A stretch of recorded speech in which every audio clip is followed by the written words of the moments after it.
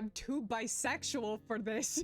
Alrighty! This is a Kickstarter demo for Burn the Midnight Oil. It is not a finished product. Art, music, sound effects, and writing in this demo are all subject to change before the final game. We hope you enjoy playing. Click anywhere to continue. Yay! Look at them! Like, oh my goodness.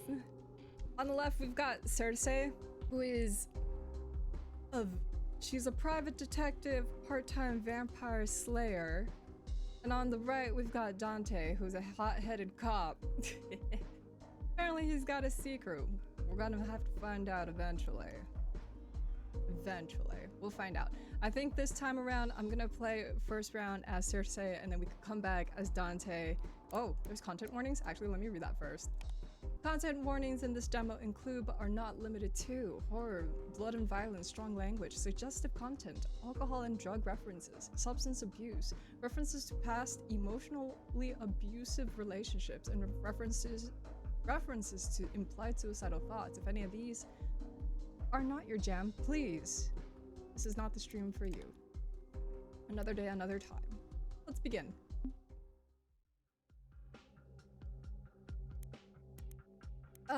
Alright, in I go. Let's go with Circe, first friend. Circe, date of birth, unknown, type, vampire. Oh, wait a minute. Hold on, I just read that she's vampire slayer. Interesting. Alright. Maker. Personal history. For 2 decades, Circe stalked the streets of North Haven as a private investigator. Accompanied by her sidekick Edgar, she mostly deals with trivial jobs like catching cheating spouses, finding missing pets, and slaying vampires. In recent years, Circe's lost her passion for detective work. But this city isn't done with her just yet. When she's approached by 2 different clients looking for the same person, she decides to take on this one last case. Smooches. Love that. Your model's so cute. Thank you so much. Shout out to my model mom, Pix Latte, for making me real cute. Somewhere. Don't remember the month, 1968. Oop. Something not quite human sits on the edge of a stranger's bed, leisurely lapping at the blood coating her fingertips, savoring her leftovers. She turns her head to stare at tonight's meal. A handsome man, currently lost inside his dreams. She wants to be certain she's not imagining the steady rise and fall of his chest. The last thing she needs is a trail of bodies leading them to her. But even the imprints of her teeth on his fair skin have already faded. When he wakes up tomorrow, his memories of the entire night, of her too, will be gone. He'll go on with his life, like he never met her. He'll get married, have a kid or 2, grow old, die. She'll remember him for a while, but she won't be sad about it, or miss him, or ever ponder what could have been. He's not the first meal whose bed she's seduced herself into, and he could never be the last. So pretty. Her eyes trace the stranger's features one last time, searching in vain for a different face. His face. Before your humanity was stolen from you, could you have been anything like this man? Or have you always worn your penchant for destruction with unbridled pride? When the stranger stirs in his sleep, she accepts that she won't find whatever she is looking for here. The time has come to part ways. Hot. Yep. Sweet dreams, Arthur. At least she thinks that was his name.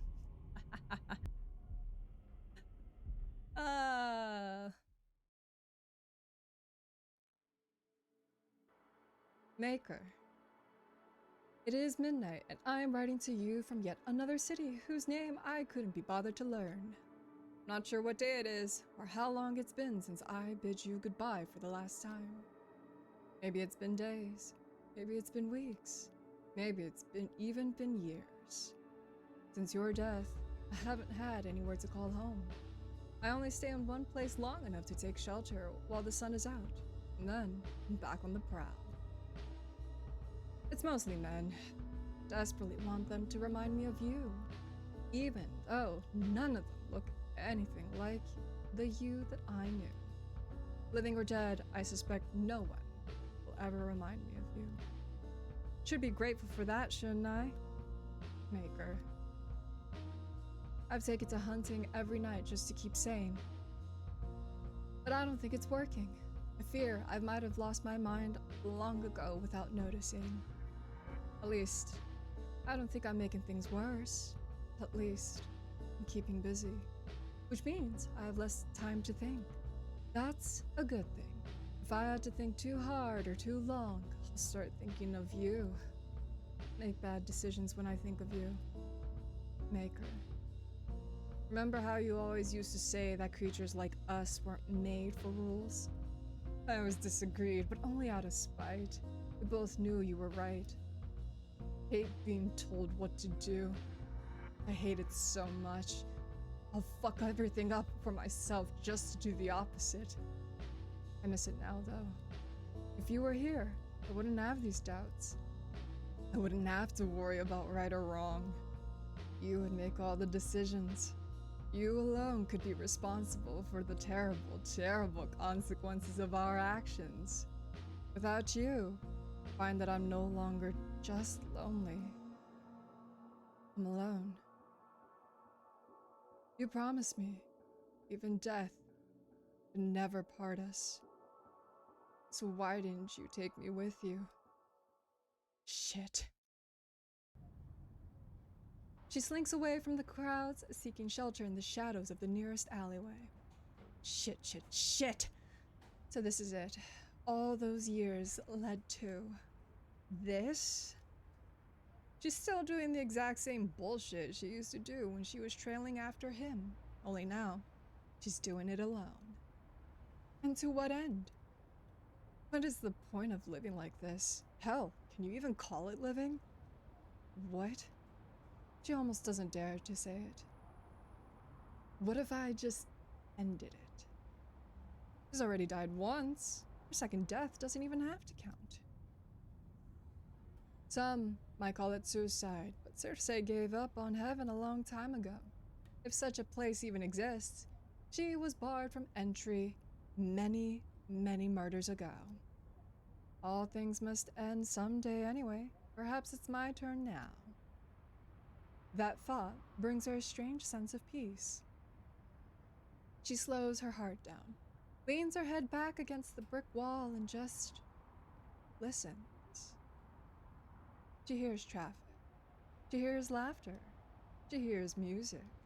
She hears colleagues stumbling to their next bar, arguing over who owes the next round.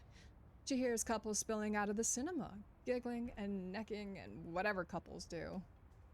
She really, really strains her ears. She can even hear a couple of homeless drunks laughing their asses off over a joke that definitely doesn't deserve such unfiltered glee. It all sounds like life. Fuck. Fuck, fuck, fuck, fuck, fuck. All these years. All these years. She's ready to kick the bucket because... Because what? Because he is gone? She can't even make it a year without him? How is that fair? It's not. It's not fair at all. It's stupid, it's stupid, it's stupid, and worst of all, it's humiliating. She's mourned enough, doubted her decisions enough. She wants to live, so she's going to live. Yeah, that's right. She'll keep going out of pure fucking spite if that's what it takes. Excuse me, what? That sounds rude. Something drives through her chest, narrowly missing her undead heart.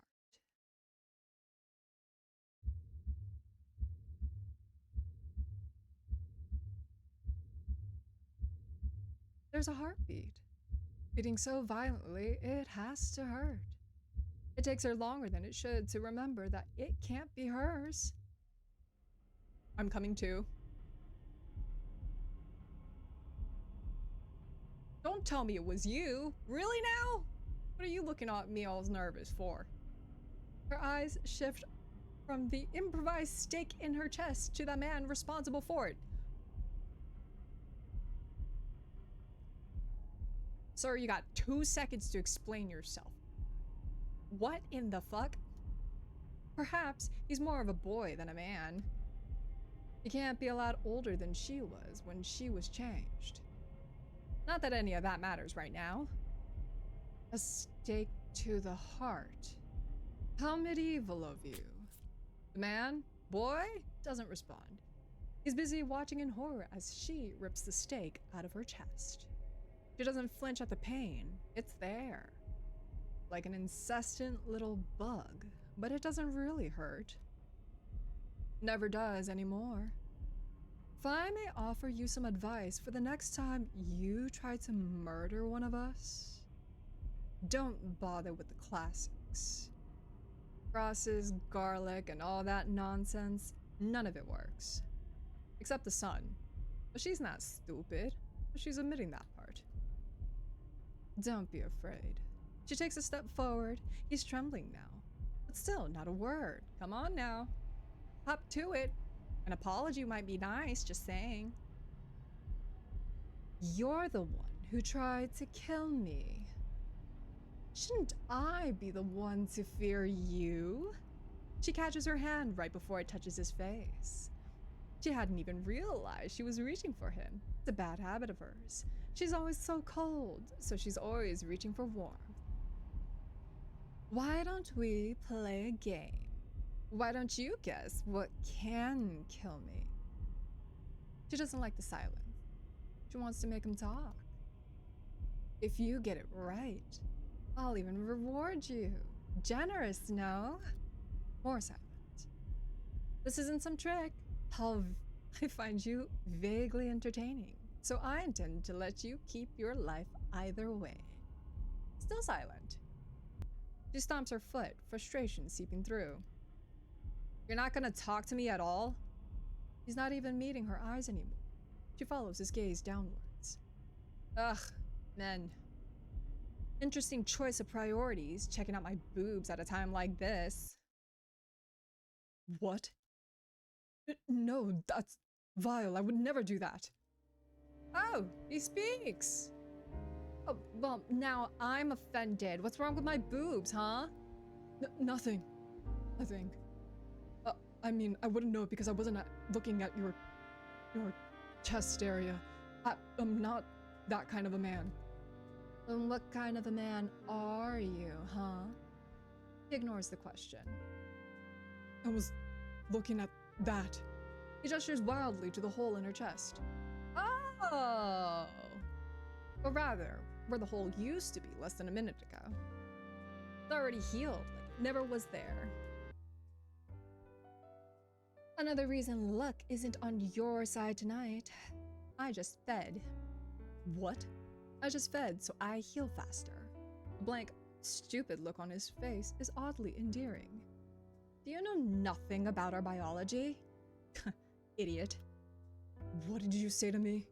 I called you an idiot. Would you like me to repeat that? He whips out a knife. The knife she already knew he was hiding in the pocket of his coat. Don't patronize me. He points the blade at her. Or call me an idiot. You behave like an idiot, I'm going to call you an idiot. Simply smarten up if it bothers you. You think I care what you think of me, you leech? Evidently, you're not particularly good at hiding your thoughts. Why are you dragging this out? I'll never beg a vampire for my life, if that's what you're waiting for, so just kill me and be done with this already. She sort of, kind of, not really, tries to stifle her laugh. It pisses him off even more. What's so funny? Sorry, it's just your accent. I only realize it now, but it's so British. Welcome to North Haven, England. Where quite literally everyone talks like that. Oh. So that's where we are. She looks around, taking in her surroundings for the first time. She's not sure how she got here. But it doesn't matter anymore, does it? She's here now. You're not from here. What gave it away?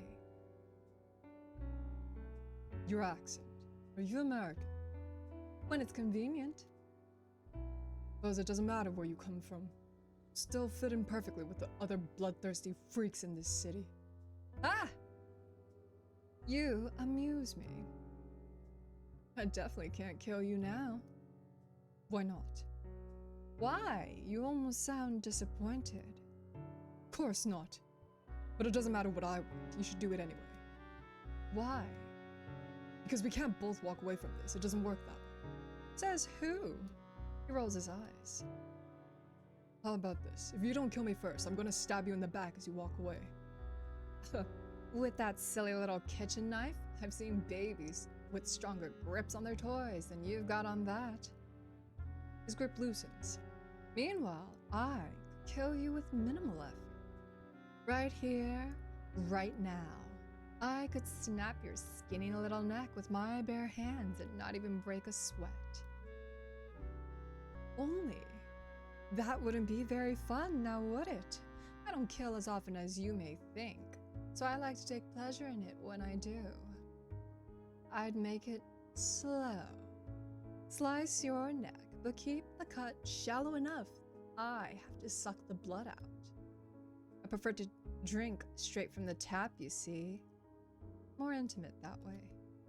Once I've drained you, I'll dump your corpse behind one of these bins and skip town. By the time someone finds you, I'll be long gone. Nobody will even know that I was here. He lowers his knife, averting his eyes to stare at nothing in particular. Do what you want. There's no one left who would care enough to try to find me anyway. Oh, that's a little harsh. Sorry, man. She recognizes the frustration in his eyes all too well. She's seen it countless times in her own reflection. Monsters took someone from him, just like a monster once took someone from her. Well, no one will have to. As I keep saying, I'm not going to kill you. He hurries to object, but she lifts a finger, and that's enough to shut him up. And you can't kill me. You're bold, I will give you that. But I don't think you could even kill the weakest of us. You're not strong enough. And that's not an insult or a slight against your ego, or an attempt at undermining you. It's simply fact. You are too weak. Don't you think you're underestimating me a little too much? No, I see you exactly as you are. You're no threat to me. You're no threat to anyone. You want revenge, but for whatever reason, you can't kill the one you actually want dead, so you poured all your resentment into the first vampire you could find. Me, apparently. Maybe you thought I'd be an easy kill. Maybe you really thought you could do it. But if I had to guess, I think you knew you would fail. I think you wanted to die. I imagine you've changed your mind by now. Staring me death in the face. You're no longer so tough. Still, your pride prevails. So even if anything I just said happened to be the truth, you'd never admit to it, would you? He drops the knife on the ground, and Circe knows that she's got him. He's not weak because he feels fear, or because he still looks at her like she's a person deserving of empathy, or worse, sympathy. He's weak because he was born that way. Well, you know what they say. Sympathy is a knife. Thank you, Charlie XCX. Circe was much stronger when she met the one who made her. Her maker spent an eternity mastering the art of pretending to be something he'd never be again. Yet, when she'd laid eyes on him, she'd still seen what he really was. A monster. But even knowing that, she'd still lost to him. She'd still been too weak. Not anymore, though. If you'd like, I could teach you. Seeing his confusion, she elaborates. How to kill vampires, I mean. You would teach me how to kill your own kind. Yeah, why not? No matter how much of an idiot you think I am, surely you don't think I'd believe that's a genuine offer. Your kind prey on the weak, but you're loyal to your own, even I know that much. He's not wrong. Contrary to popular belief, most vampires are social creatures. They thrive when they are together. In theory, at least, reality is much more complicated. It's frowned upon, I know, but I don't mind offending people. As a matter of fact, it might just be my favorite pastime. So it's not just me. You're insufferable with everyone. How dare you? But yes, I am. She offers her hand with a smile far too dangerous for anyone sensible to trust. What do you say? Do we have a deal? Only an idiot would strike a deal with a devil like you. Or someone moderately desperate. A moderately desperate idiot, then. Sighing, he takes her hand. She bites back a grin. Ah, before I forget, what's your name? Edgar James Thorne. I don't think I really needed your middle name, sir, but I. That sounds so pretentious. I'm gonna call you Eddie, okay? If you must. What about you? What's your name? If I told you, would you even use it? Well, yes. That's what people do, isn't it? Call each other by one another's names. It's been a while since anyone has used her name, but she supposes it would be rude to withhold it from him now. They call me Circe. So may you. His grip on her hand tightens. I wanted to ask you something, Circe. Yes? When you've taught me all that you can, what's gonna stop me from killing you? She allows herself that grin now, showing all of her teeth.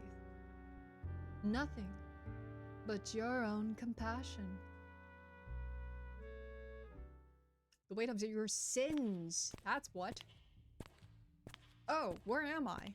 North Haven, 1986. Finding Elysium isn't difficult. So what does it mean when this pops up? Is this saving? Oh, there's things here. Hold on, I gotta read all this. Elysium. Maker? What's this? The creator of another vampire. It is the duty of the vampire's creator to mentor their apprentice, but this tradition isn't always followed by the clanless. Vampires abandoned by their creators are often at a disadvantage in the world, especially in vampiric society. Oh, okay. Okay. And then what is Elysium? Disco Elysium? Founded by the vampire Lazarus back in the 70s, Elysium is an underground music club as well as the only sanctuary in all of North Haven. Lazarus created Elysium to provide local vampires with a steady, clean supply of clean, fresh blood. Local authorities generally allow Elysium to deal with any conflict internally as long as their business continues to keep vampire-related crime off of the streets. All right, a deal's a deal. I'm here for it. Various spells and other tricks are used to keep Elysium's exact location a secret from anyone who hasn't received an invitation. Other local supernaturals know the club is somewhere underground and little else. All right. Looks like we got a huge glossary to get through. Lots of things to see. Lots of things to do. Finding Elysium isn't difficult. The dark doesn't bother Circe the way it might as others. Even if it did, she has navigated these tunnels enough times to remember each step. It's getting inside that poses some trouble.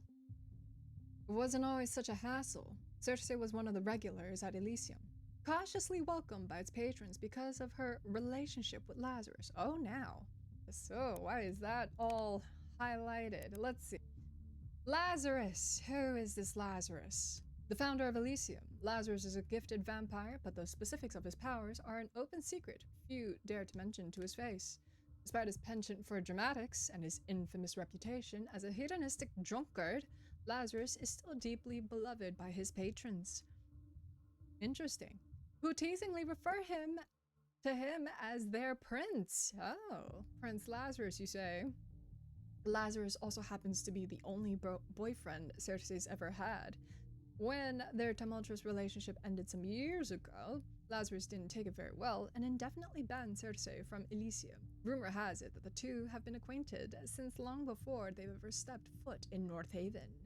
Monikers Prince of Elysium, Laz, asshole, dickhead, etc., etc. Got you. It's been 6 or so years now since she'd been warned to never show her face here again. Of course, that flimsy ban has never stopped her before, nor will it stop her tonight. The bouncer standing guard cuts straight to the point. Since you managed to find your way here, I take it you got an invite. Not a question, Lazarus paid a pretty penny for the spells that ensure only those with an invitation will ever reach Elysium. Fortunately for Circe, no one remembered to amend those spells when she was banned. Oh, you don't recognize me? Should I? Yes. But given that she doesn't recognize him either, he's probably new. God, I love her already, the mab. Lucky me. What do they call you? He might not recognize her, but he'll definitely have been warned of her name. She thinks quickly. Donna.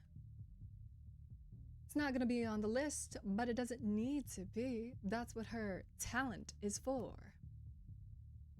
Donna. He flips through the guest list till he hits the bottom of the last page. Yeah, no. No Donna. He takes a more aggressive stance, but it's all bravado. He reeks of insecurity. She will gladly exploit that. Seduce him? It's been a while, hasn't it? I might be rusty. Alright, let's save. Oh, beautiful. 9 save slots and 14. I can go to Dante. Can I just like jump in between? That'd be super funny if I could. Now, it did say that I was a flirtatious vampire. So I'm gonna try seducing him, because why not? Would never stop. You love it when you move. Hell yeah. Let's seduce him. Must seduce? Absolutely.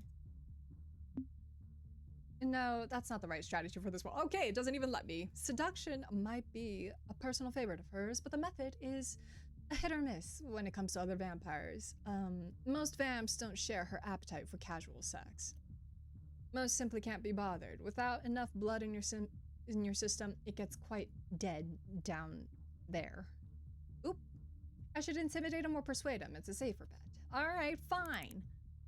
Fine. Can't let me be flirty? Fine, I'll persuade him. Aw, man. All right, let's persuade him, shall we? Let us persuade. Ha! Well, of course I'm not on that list. I'm not one of your every night patrons. I've been personally invited by your boss. Bouncer shuffles his feet, red eyes running over her form. When Circe smiles, he nervously smiles back. You're certainly his type. But I still can't let you in on your word alone. If you wait here, I'll quickly confirm with Nisha. Uh-oh. Circe rests a hand on his bare forearm, leaning forward with a dangerous grin. You should trust me. I have no reason to lie to you. Huh. Right? Right. That was easy. Compulsion isn't mind control. She can't force people to entirely transgress their own nature.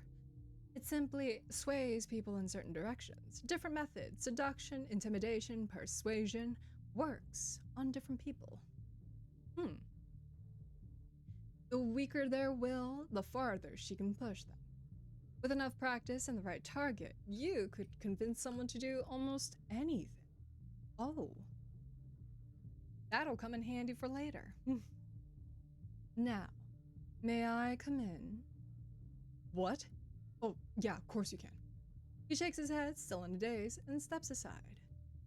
Sorry about that. We'll get it sorted with Nisha so you're on the list next time. How sweet of you. And just like that, she's in. I'm in, folks. You could say there are other ways of persuasion. Well, it didn't let me seduce, so I don't know. Elysium. The only sanctuary in the city for the creatures of the night. Since the 70s, Elysium's been an Epicurean haven for the vamps to gather and feast without repercussions. Donors, that's what they call the humans selling their blood here. Some of them are natural masochists, taking pleasure in being fed on. Others are only here to make some good money. Most are here for both, and a select few loonies come here with dreams of one day of becoming vampires themselves. But to my knowledge, few, if any, have yet had the honor of experiencing the change. Been nearly a year since Circe last set foot in Elysium. One quick look around promptly reminds her why she's been avoiding this hellhole. Nothing's changed. Everything's exactly the same. Circe inhales her stale lungs, breathing in the irresistible saccharine scent of blood. Familiar should comfort her. In a city that's rapidly changing, more so now than ever, Elysium's been one of her only constants.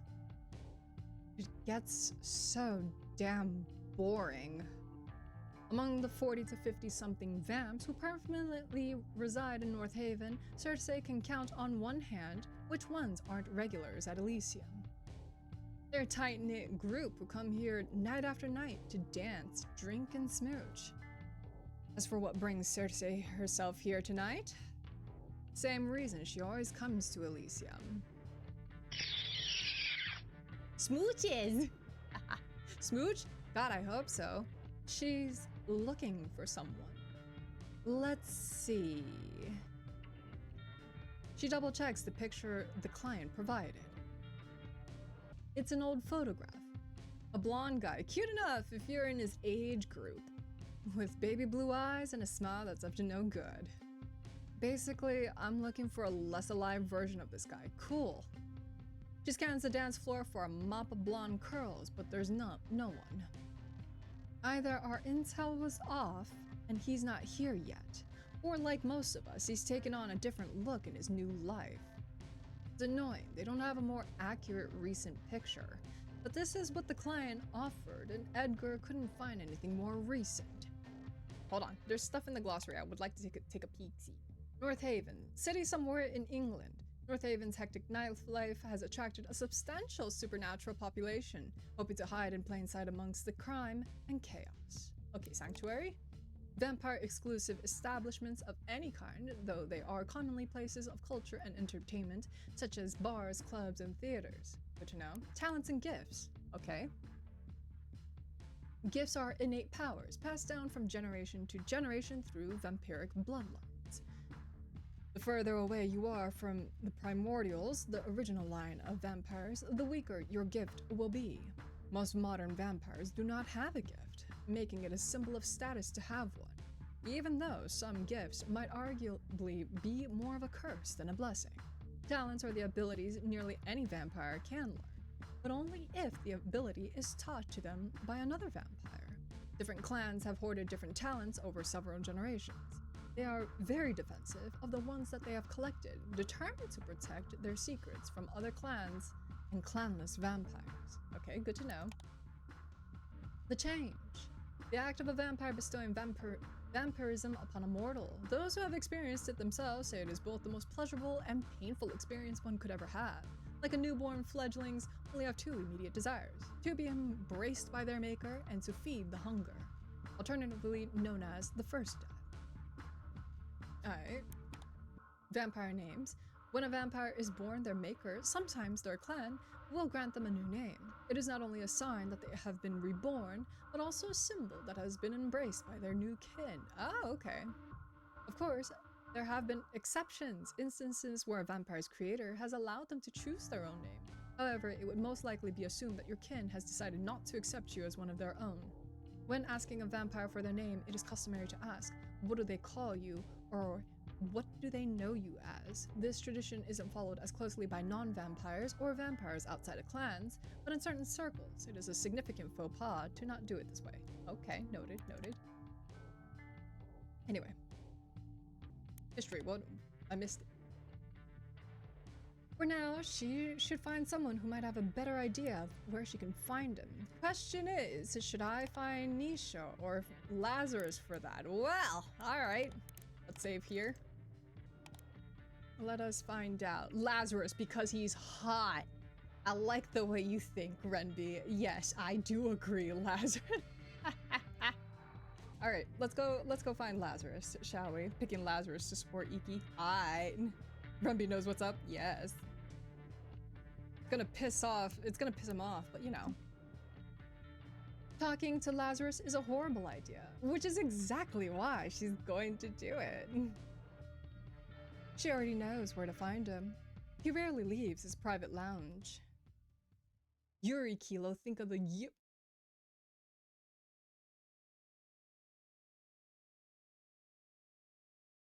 I can't think of much. What am I? My brain is short-circuiting. Anyway, Lazarus is called by more than one name. The Prince of Elysium, Hassle, Dickhead.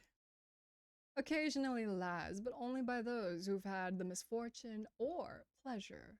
Reviews vary, being a part of his inner circle.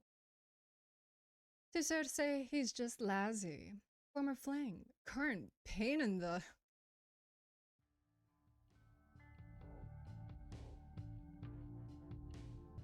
Don't act shy, baby. Doesn't suit you.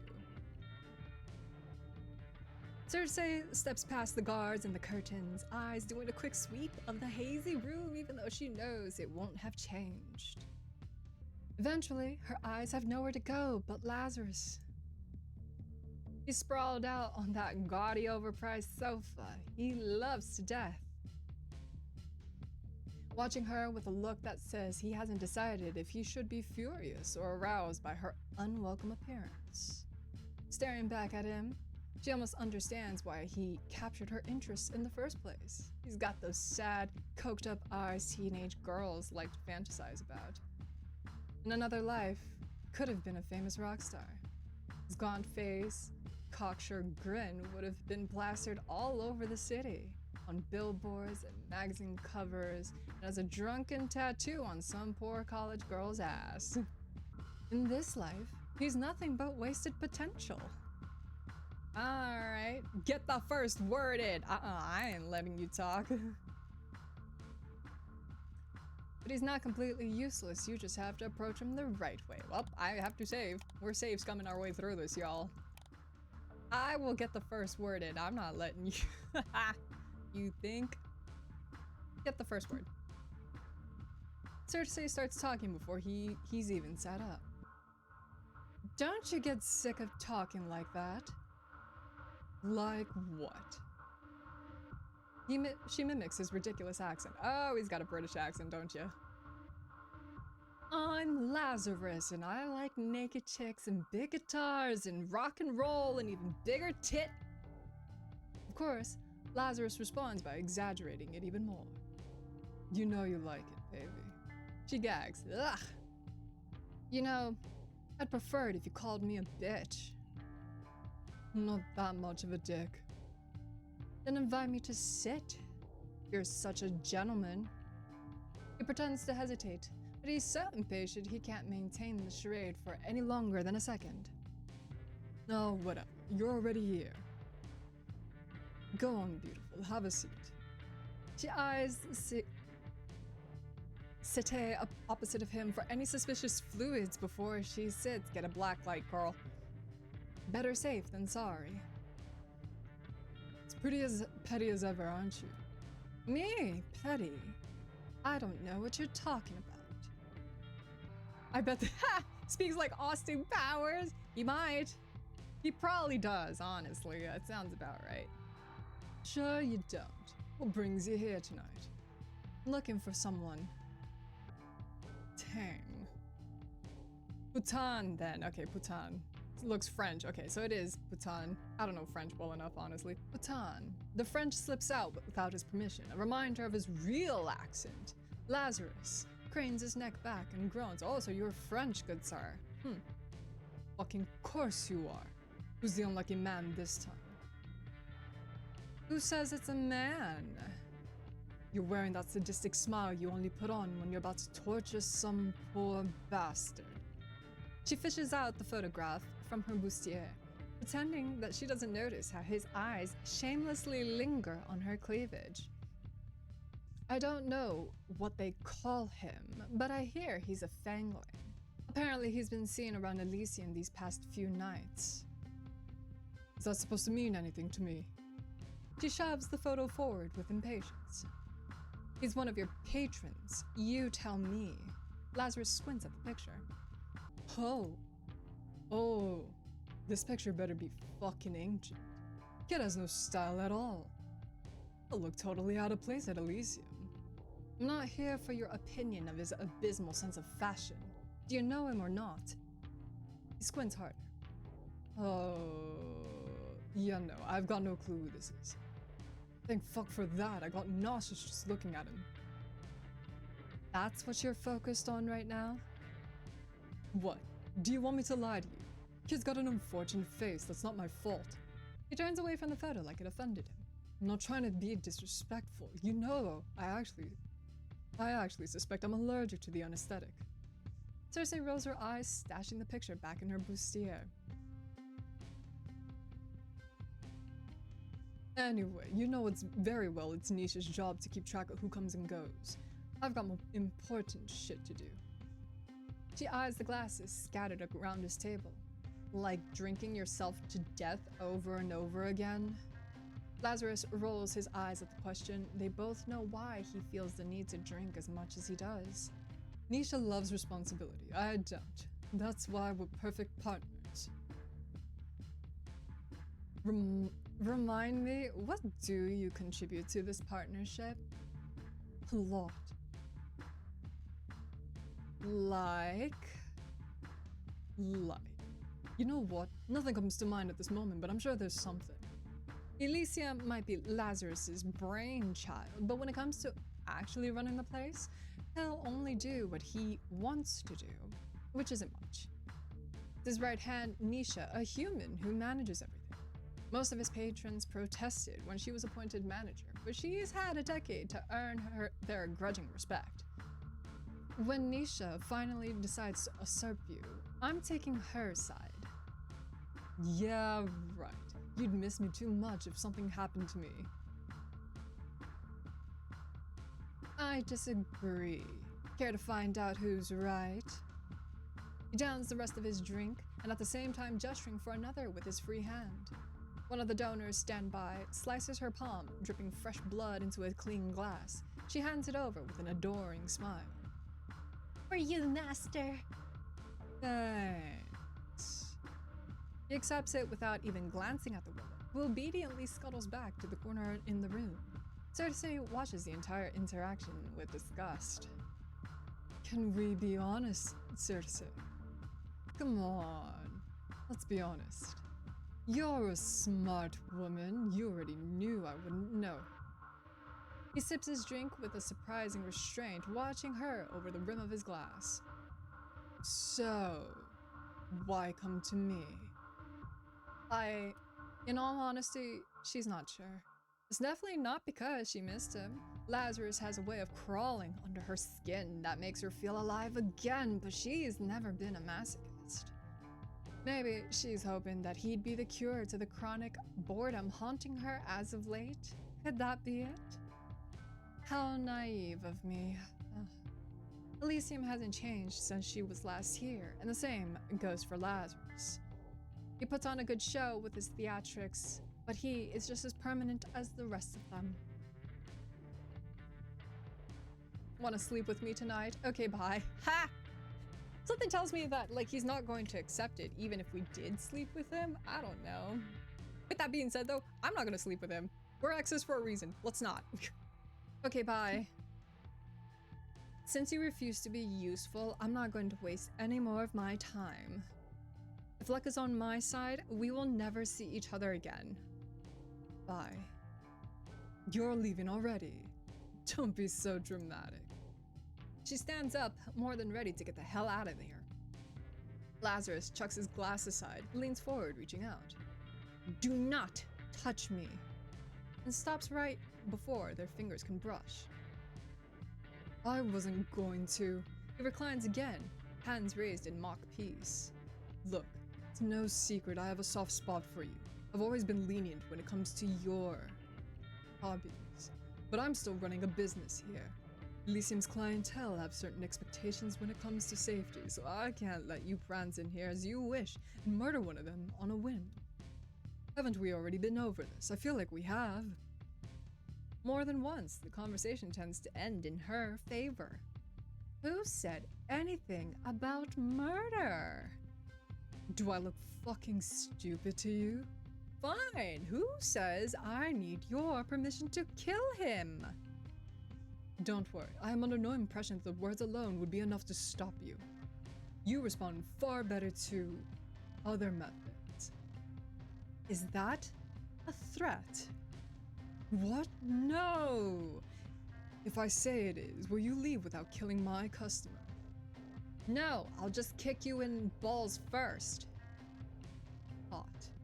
You're disgusting. Baby, you know your threats always turn me on. Lazarus straightens in his seat, as much as permanently inebriated state allows him to. Look, I don't give a shit what my client gets up to outside of Elysium, but inside my club, murder kinda sucks for business. But you don't want to have that Fangling as one of your patrons anyway. He's the bottom of the barrel scum who preys on vulnerable women, escorts, and the homeless, and whomever else he's decided won't be missed. Is he wrong in thinking? Okay, now she's seriously. We'll work it on it, Remby. I'm sorry, guys, I have horrible taste in men. What can I say? Look, it's okay. Remby, pick up your mans. Not even Circe wants it. It's okay. I will say, Remby, I will say, okay? We've all been there, babe. We've all been there. Where it's the red flags, they're hot. Sometimes they're not even hot, but the red flags, you just ignore them, okay? Look, the room is red. We just ignore the color sometimes. That's all. We'll work on it, Remby. If you want to keep your taste, then I guess more for it. Keep your fangs to yourself, little bat. I'm not saying I agree with his choice of sustenance, but I'm sure we can both see where his reasoning comes from. Ugh. Or are you gonna pretend that he's the only vamp in North Haven to prey on the most vulnerable? As Lazarus gets more agitated, his real accent starts to slip through. French! We cannot all be like you, mon coeur. You watch yourself calling me mon coeur. My goodness. We cannot all be bothered to pretend like we can be friends with our food. Circe curls her lip at the snub. Besides, if I start judging all our patrons based on their conduct outside Elysium, I won't have any customers left. Well, before you suggest that that could be a good thing, consider this. Without an endless legal supply of fresh blood, who do you think all the hungry vamps in the city are going to feed on? Damn it, he's making sense. She hates it when he does. It's only a matter of time before he attacks one of your donors. Now that makes him pause. Lazarus has never tried to hide his lack of love for humans, but he does not care for the well-being of his donors. Who knows if it's out of genuine empathy, hidden somewhere deep inside that dead heart of his, or if it's just because of them dying would be an inconvenience, but he tries to keep them out of harm's way. That would be bad for business. Got a particular reason to believe you would do that? Call it a bat's intuition. Or just common freaking sense, but Laz has never listened to that, so... Intuition, ha! I've listened to your intuition before. It's gotten me into trouble one too many times to count. But it's also saved your ass plenty of times, hasn't it?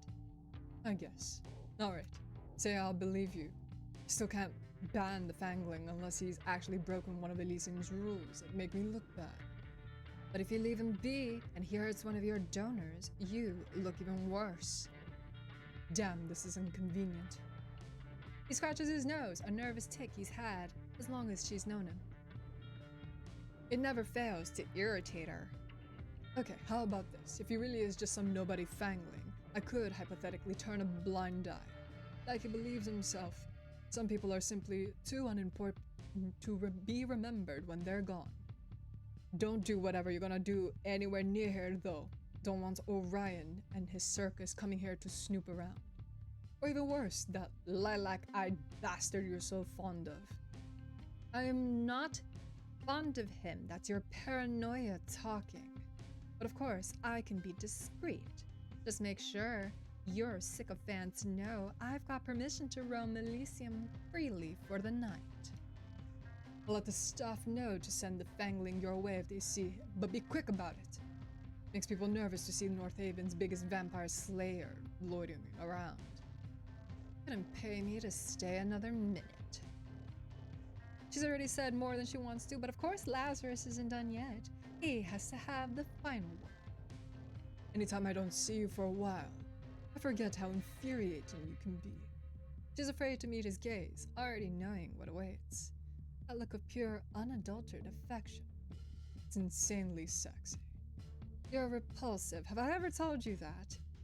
More than once. Gets me rock hard every time. Ugh. Don't worry. You don't need to like me back. I enjoy the violent sadness your revulsion brings me. Because Lazarus loves to wallow. It's all he ever does. He's done it even during their entire thing together, whatever it had been. She's happily sworn off relationships since theirs ended. Clearly, they're just not for her. And yet, a part of her still... No, love is just not for me. I'm sorry for the way things ended. I should have appreciated you more. The same speech every time. Rolling my eyeballs. You were right to break up with me then, but it's never too late to take me back. Won't you let me be yours again? Please. Say nothing back! I don't have a choice. So that something tells me that, like, if I let him talk first or something like that, I don't know, something... We'll see. Something says, but I say nothing back. Oh, please. Who is she trying to pretend she is? The bigger person? You cannot seriously want that. I want you all the time, Circe. I always have. We were awful together. With or without you, I'm a poor excuse for a man. We might as well be awful together. Where's your sense of shame, Lazzy? Shame? What would I need that for? Shame is a disease. All it does is stop you from going after what you really want. Maybe that's what we want isn't what's best for us. When has either of us cared what's best for us? Her skin crawls under his intense stare. Whatever. Got a Fangling to catch. Very well. See you in a few months, I guess. Lazarus doesn't even try to hold her back this time. She leaves feeling more disappointed than she deserves to. She should have known tonight wouldn't have been any different. She's not sure why she even wanted it to be. I'd take him back. Renby! Renby is the donor in the corner. So it is you. God. Might I say red-handed as well. Not much time passes before one of Elysium's goons notifies Circe of the Fangling's arrival. Apparently, they call him Seth. One of Laz's lackeys picked up his name up from Nisha. Moments later, Circe finds Seth loitering near the stage. She was right to assume that he's changed since the photograph. He's at least a few years older, though he's still young enough to have graduated university. He's shaved off the baby fat and grown a mediocre mustache, but the cheeky smile he shoots her way is identical to the one in the picture. For a split second, Circe hesitates. He still looks so young, so full of life, even in death. Then she remembers what he's done. Oh, she remembers the woman he's hurt. She remembers he deserves this. Hey. He's grinning from ear to ear, a little too brightly for someone who's supposed to be dead as she closes in. Well, hello there. What do they call you? Does it matter? You're welcome to call me whatever you want. Really? Typical Typical of a fangling, Seth is a slave to his own impulses. Perhaps he's merely deferring to her as an older vampire, or he simply can't help his excitement at a woman showing interest in him first. Either way, she smiles, deciding that there's no point in wasting time. Seduction has always come easiest for her. You should come somewhere with me, somewhere more private. Seth lunges at the opportunity without reservation. Sure, when? I can go anytime. Now? Where to? She hides her disgust behind a well-timed giggle. Come with me. She slips a hand into his and guides his overly eager vamp through the crowd. The bouncer, who almost didn't let her in earlier, still guards the entrance. He doesn't say anything when he sees them, simply watching as they disappear down the dark tunnel. Secret tunnel. Secret tunnel. Oh no. When they get out of the tunnels, Circe leads Seth through the streets with confidence, knowing exactly where to bring him. With a lip pop while the vamp was peeing. I can't help it sometimes. I love that Circe, they make her like really flirty, and it just, I don't know, I vibe with it. I love it. I gotta have fun with it. It's where I met Eddie for the first time 20 years ago. I spared his life that night, but I've ended so many lives there since to make up for it. Seth doesn't shut up once. I've never been with a vamp before. Is it better than sex with humans? Shouldn't we get some blood first? He enjoys the sound of his own voice too much. Not even once does he question her silence. Circe stops at the end of a dingy alley, far away enough from Elysium to maintain her end of the deal. Seth looks around with a frown. You want to do this here? Wouldn't a nice girl like you prefer a hotel? Not a girl. Seth's jaw drops stupidly. You mean, I was referring to my age. Oh, yeah, of course not. I'm sure you're experienced. Anyway, I'd invite you back to mine, but I don't have a place yet. Just rolled into North Haven the other night. Still getting my shit sorted out, huh? She ignores him, letting him laugh nervously to himself while she looks around, checking that there's no junkies or creeps hiding around the corner. Seems like it's just the two of us here. And he's back to being excited. Oh, you dirty girl. Got a kink for doing it outside, yeah? Ew. Ew. You picked a great spot that no one will ever find us here. As long as we're on the same page. She lunges for him, grabbing him by the throat and shoving him up against the wall. Gah! He doesn't need air to survive, but he's forgotten that in his panic. He gasps desperately, clawing at the hand wrapped tight around his neck. Go, Circe! I know, right? Now with teeth, Circe! With teeth! Circe stares into his eyes the entire time. She doesn't want to miss the moment the fight leaves him, the moment he realizes he doesn't stand a chance. She's older. She's stronger. She's going to kill him. She's going to fucking kill him. Please. She only notices he's crying when a stray tear hits her skin. Typical. When threats don't work, they always resort to begging. Please don't. Please, I don't know what I've done to piss you off yet, but... She can feel the joy seeping out of her as Seth's crying grows louder. She forgot how annoying it can be to kill fanglings. They're too sensitive. Whether it's pain or pleasure, they feel everything too strongly. That's why they don't last long without an older vampire to guide them in their first year. Leave them to their own antics, and they'll fuck like rabbits and die like cattle. Why are you doing this to me? Quit wailing, and I'll get to that part. It's a little hard not to wail when you're about to kill me, but sure, I'll be bloody quiet. She lifts her chin, daring him to speak another word. I'm waiting. Perfect. Listen, I think we can both agree. You've been stupid.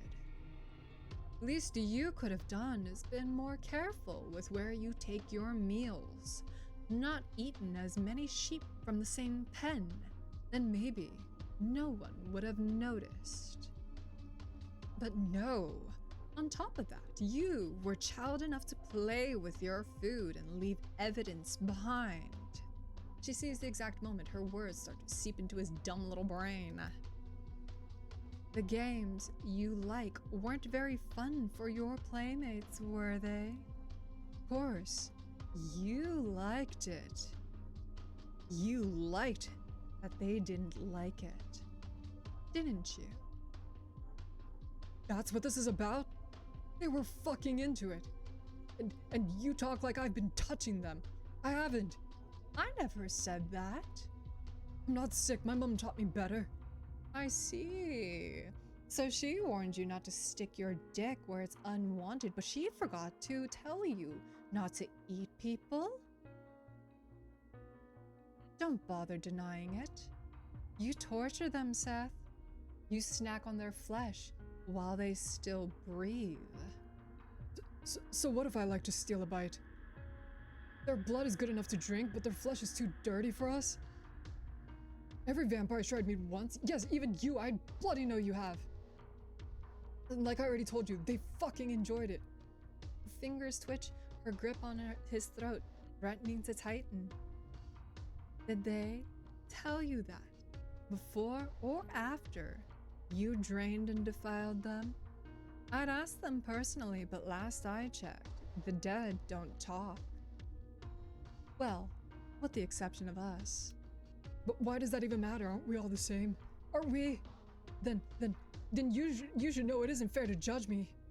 We're fucking vampires, apex predators, top of the food chain. Who cares what happens to the cattle? God, can you get any more cliche? See, that's the problem with vampires like yourself. You have no regard for the consequences. You think that just because you can, you should. Well, let me clue you in on a little secret. She squeezes hard, strangling him. You shouldn't have. Release him. You've gotta be kidding me. Release him, I will not repeat myself. There's only one vampire in the city who would dare order Circe around like that. You mean to tell me that's my boss? You mean to tell me that's my boss? Oh, ain't no way you're telling me that's my boss. Who's gonna tell him he's not making it out? Me? Abraxas. Uh-oh, silver hair. Listen here! Listen here! Lying? So Kilo, how do you feel about rizzing your boss?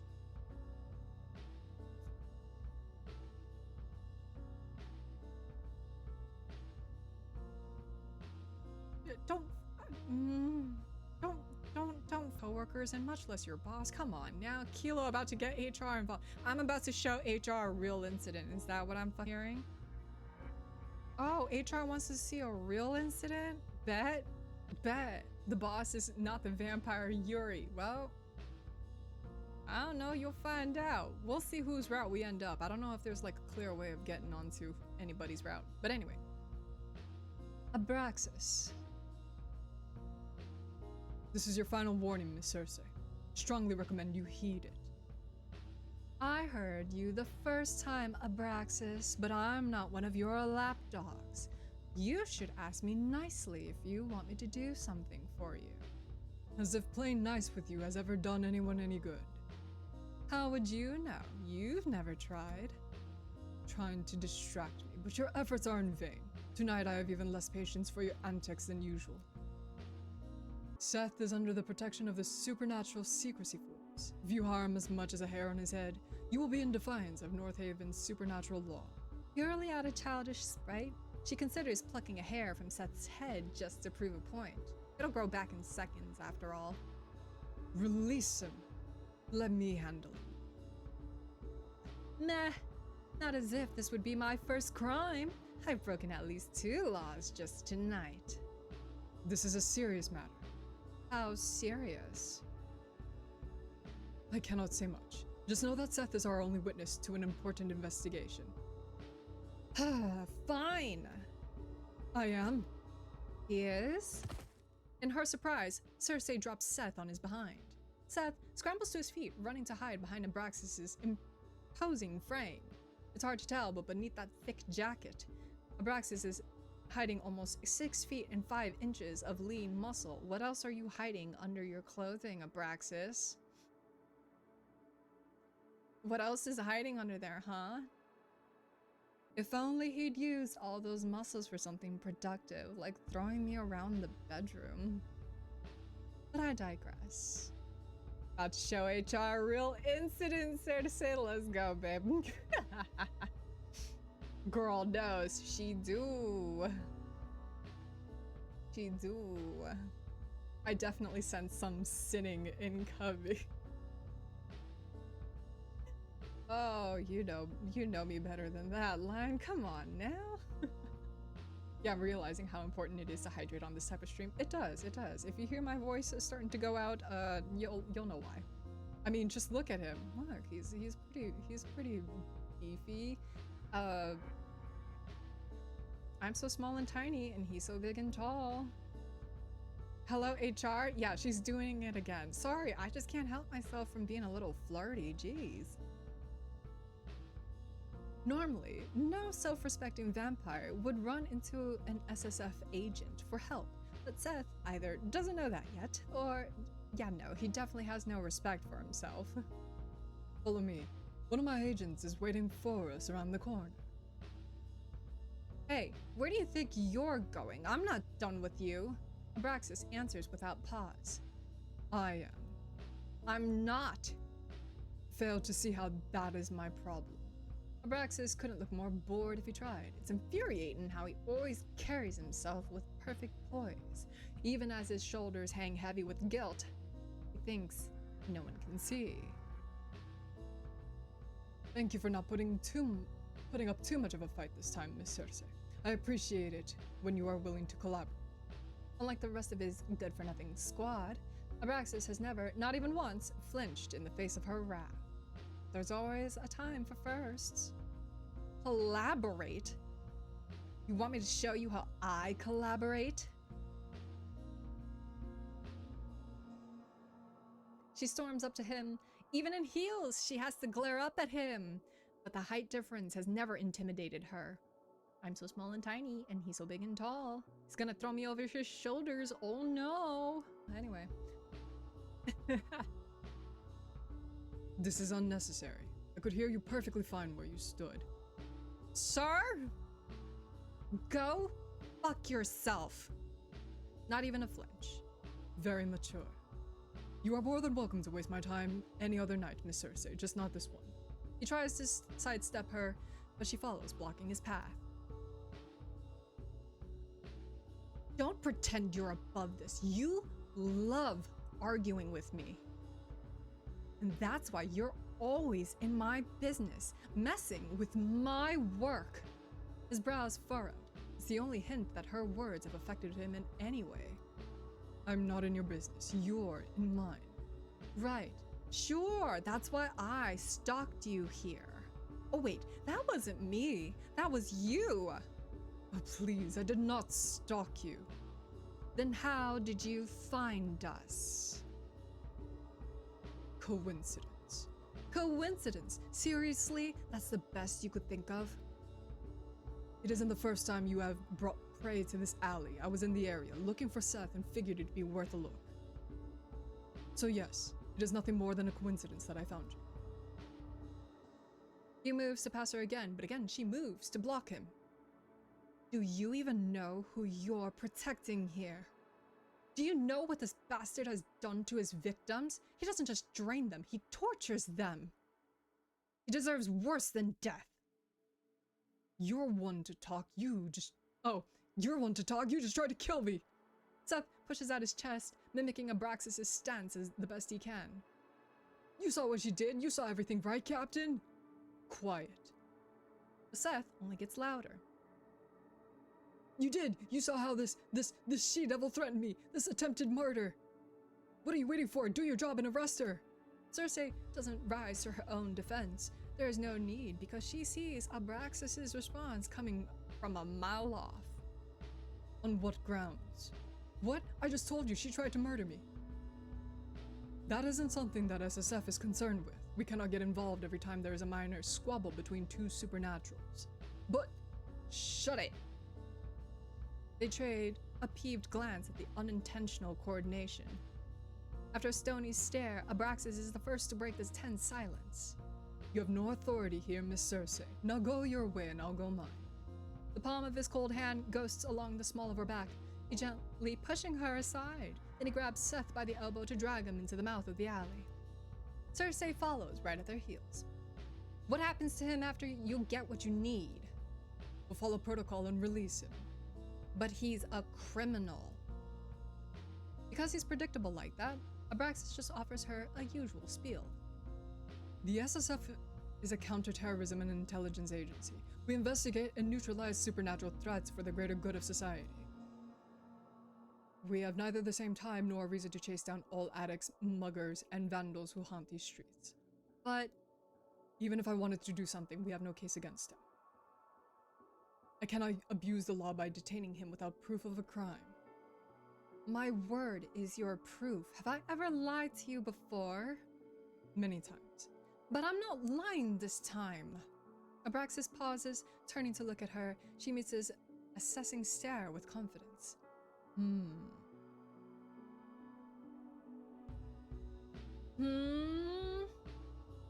If you have proof that this vampire has violated supernatural law, you should gather your evidence and report it to the Supernatural Crime Division. I'll put in a word on the inspectors or whoever on shift to make sure he's looked into as soon as possible. And if he is indeed guilty of the claims you make, I'll personally ensure that he gets what he deserves. Now will you please step aside and let me do my job? She steps aside, hiding her fangs between tightly pressed lips. Fine. She's not gonna report shit. By the time they get through the backlog to his file, Seth will already have fled the city. She'll surrender him to SSF custody for now. There's no other option.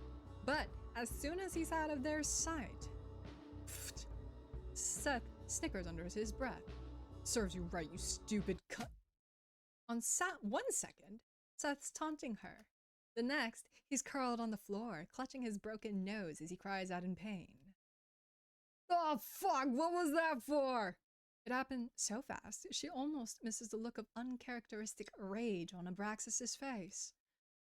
Mind your tongue in the presence of a lady. Clearing his throat, he actually has the audacity to look sheepish when his eyes meet Circe's. Yeah, baby? Was that for me? We'll take a detour. The nose will heal before we reach the office. Hope your car crashes on the way. For a split second, she thinks she sees the ghost of a smile grace his lips. Great, now I'm hallucinating. Good night to you, Miss Circe. He grabs the back of Seth's hoodie, effortlessly lifting him with one arm and carrying him out the alley. I just imagine that like Abraxas is just like this big, he's like picking Seth up by like Seth is a kitten, like the scruff of his neck, and just being like, yoink, it's time to go, little one. She doesn't watch them leave. She's too pissed to spend another second here. I am a bat. Once she's certain she's still alone, she transforms and flies into the night.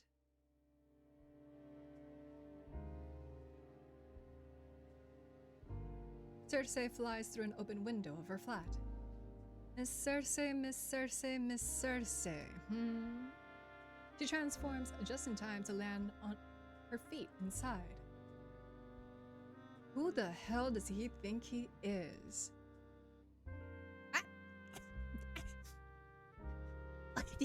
Bab, bab, bab. Hello. I guess we are in the comfort of our own home. She stalks around the tiny space, tearing off her clothes while cursing Abraxas in every language known to mankind. She's never known anyone more frustrating. She pulls to stop in front of a mirror so she can adjust her underclothes and check her makeup. but a reflection makes her pause. Sometimes I wish the myths were true and vampires didn't have reflections. She sees herself in the mirror. She can never resist picking her appearance apart. The red lips painted the color so her mouth would match her eyes. Black hair she frantically restyles with every change of the seasons. The body stopped aging the year she thinks she turned 22, only a few days short of 23. She tries to carry herself to show she's older than she looks, but staring herself down in the mirror, she can't help feeling hopelessly young. In the near 100 years of her existence, she's reinvented herself dozens of times. So why do I still look so like the girl I used to be? I wish I could forget her, but every time I see myself, there she is. At least she's beautiful, a small mercy. I'm too old to mope around like this. Circe picks her clothes back up, slipping them back on. It's embarrassing, really, letting Abraxas shake her confidence like this. Meow? What do you mean, meow? She smirks. Back again, I see. She quiets her steps, sneaking around as she searches for the little intruder. Come out, wherever you are.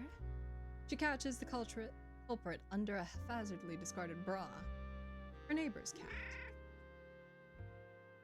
How did you manage to escape your owner this time, She pssts at Ellie, luring her from her hiding spot. She's not sure the sounds actually makes a difference, but the cat just seems to really like her. Or why else would you sneak in here all the time, She picks the cat up, cradling her in her arms, and she pressing a kiss to her head. Smoochies, besitos. Poor Mrs. Harris has to be worried sick about you. Wait here. I'll have Eddie take you home. Ow. I'll take that as a yes, ma'am. Good kitty.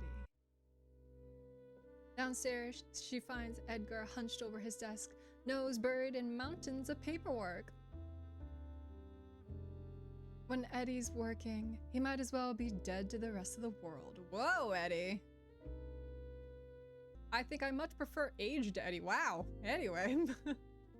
The only sign he's an actual living person, and not an eerily realistic statue, is when his hand moves to scratch at his 5 o'clock shadow.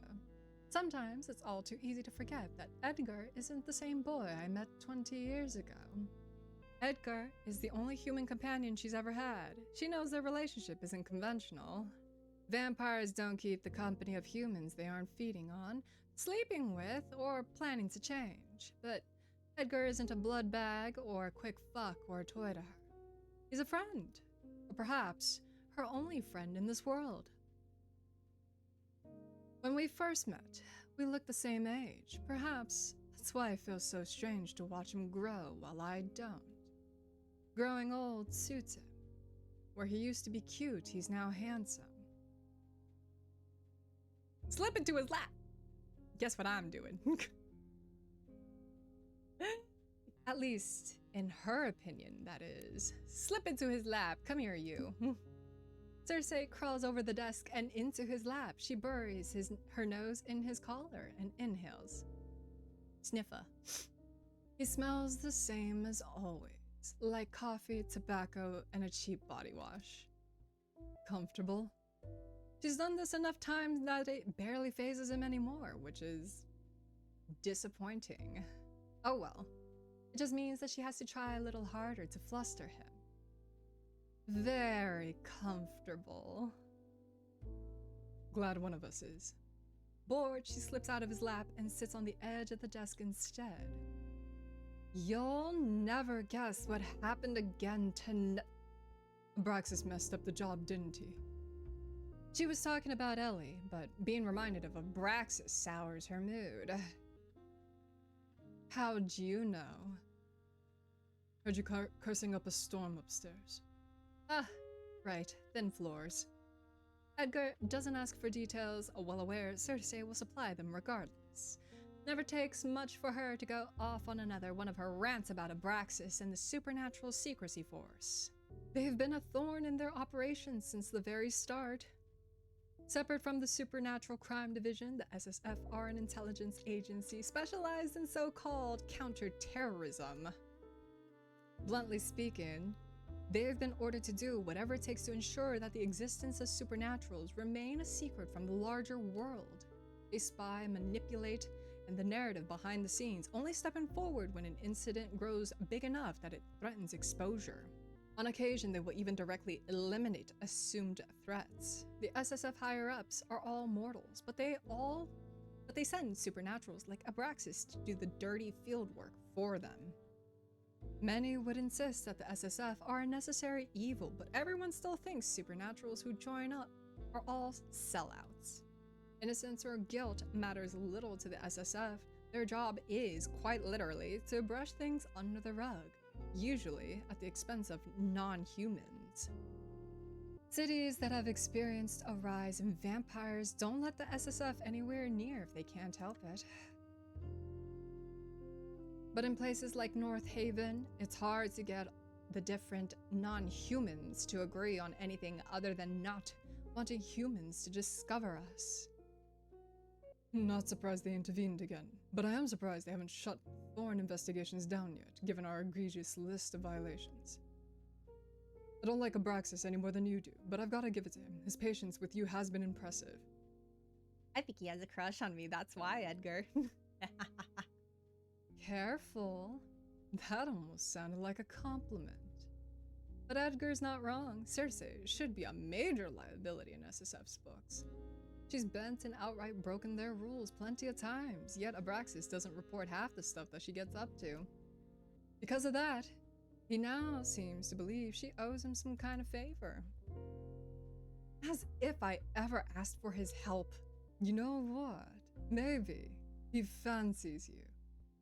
My colossal ego is inclined to agree, but I don't think that's it. Besides, he's married. Oh! I don't know if I should be intervening on that. But his wife passed away 3 ages ago. Oh! And yet, even after all this time, he still hasn't taken off his wedding ring. About 15 years ago, when they'd spoken face to face for the first time, it'd been one of the first things that she had noticed about him. At the time, she had been disappointed, assuming his wife was still alive. She's done a lot of awful things without guilt, but sleeping with a married man was something she liked to avoid. Thank you, Circe. You and I are on the same page. No, I'm not fooling around with no married men. What the heck? No married anybody. I don't care. Pulling everybody's heartstrings, this studio. Immediately, everybody's just like, excuse me! In hindsight, she recognizes that she dodged a bullet, even if only barely. It's a long time. I suppose. Edgar scratches his nose bridge, giving away how nervous he is. It never fails to amuse how easy he is to read. Well, that's quite sad, isn't it? You must have loved her very much. Must be painful, missing someone that long.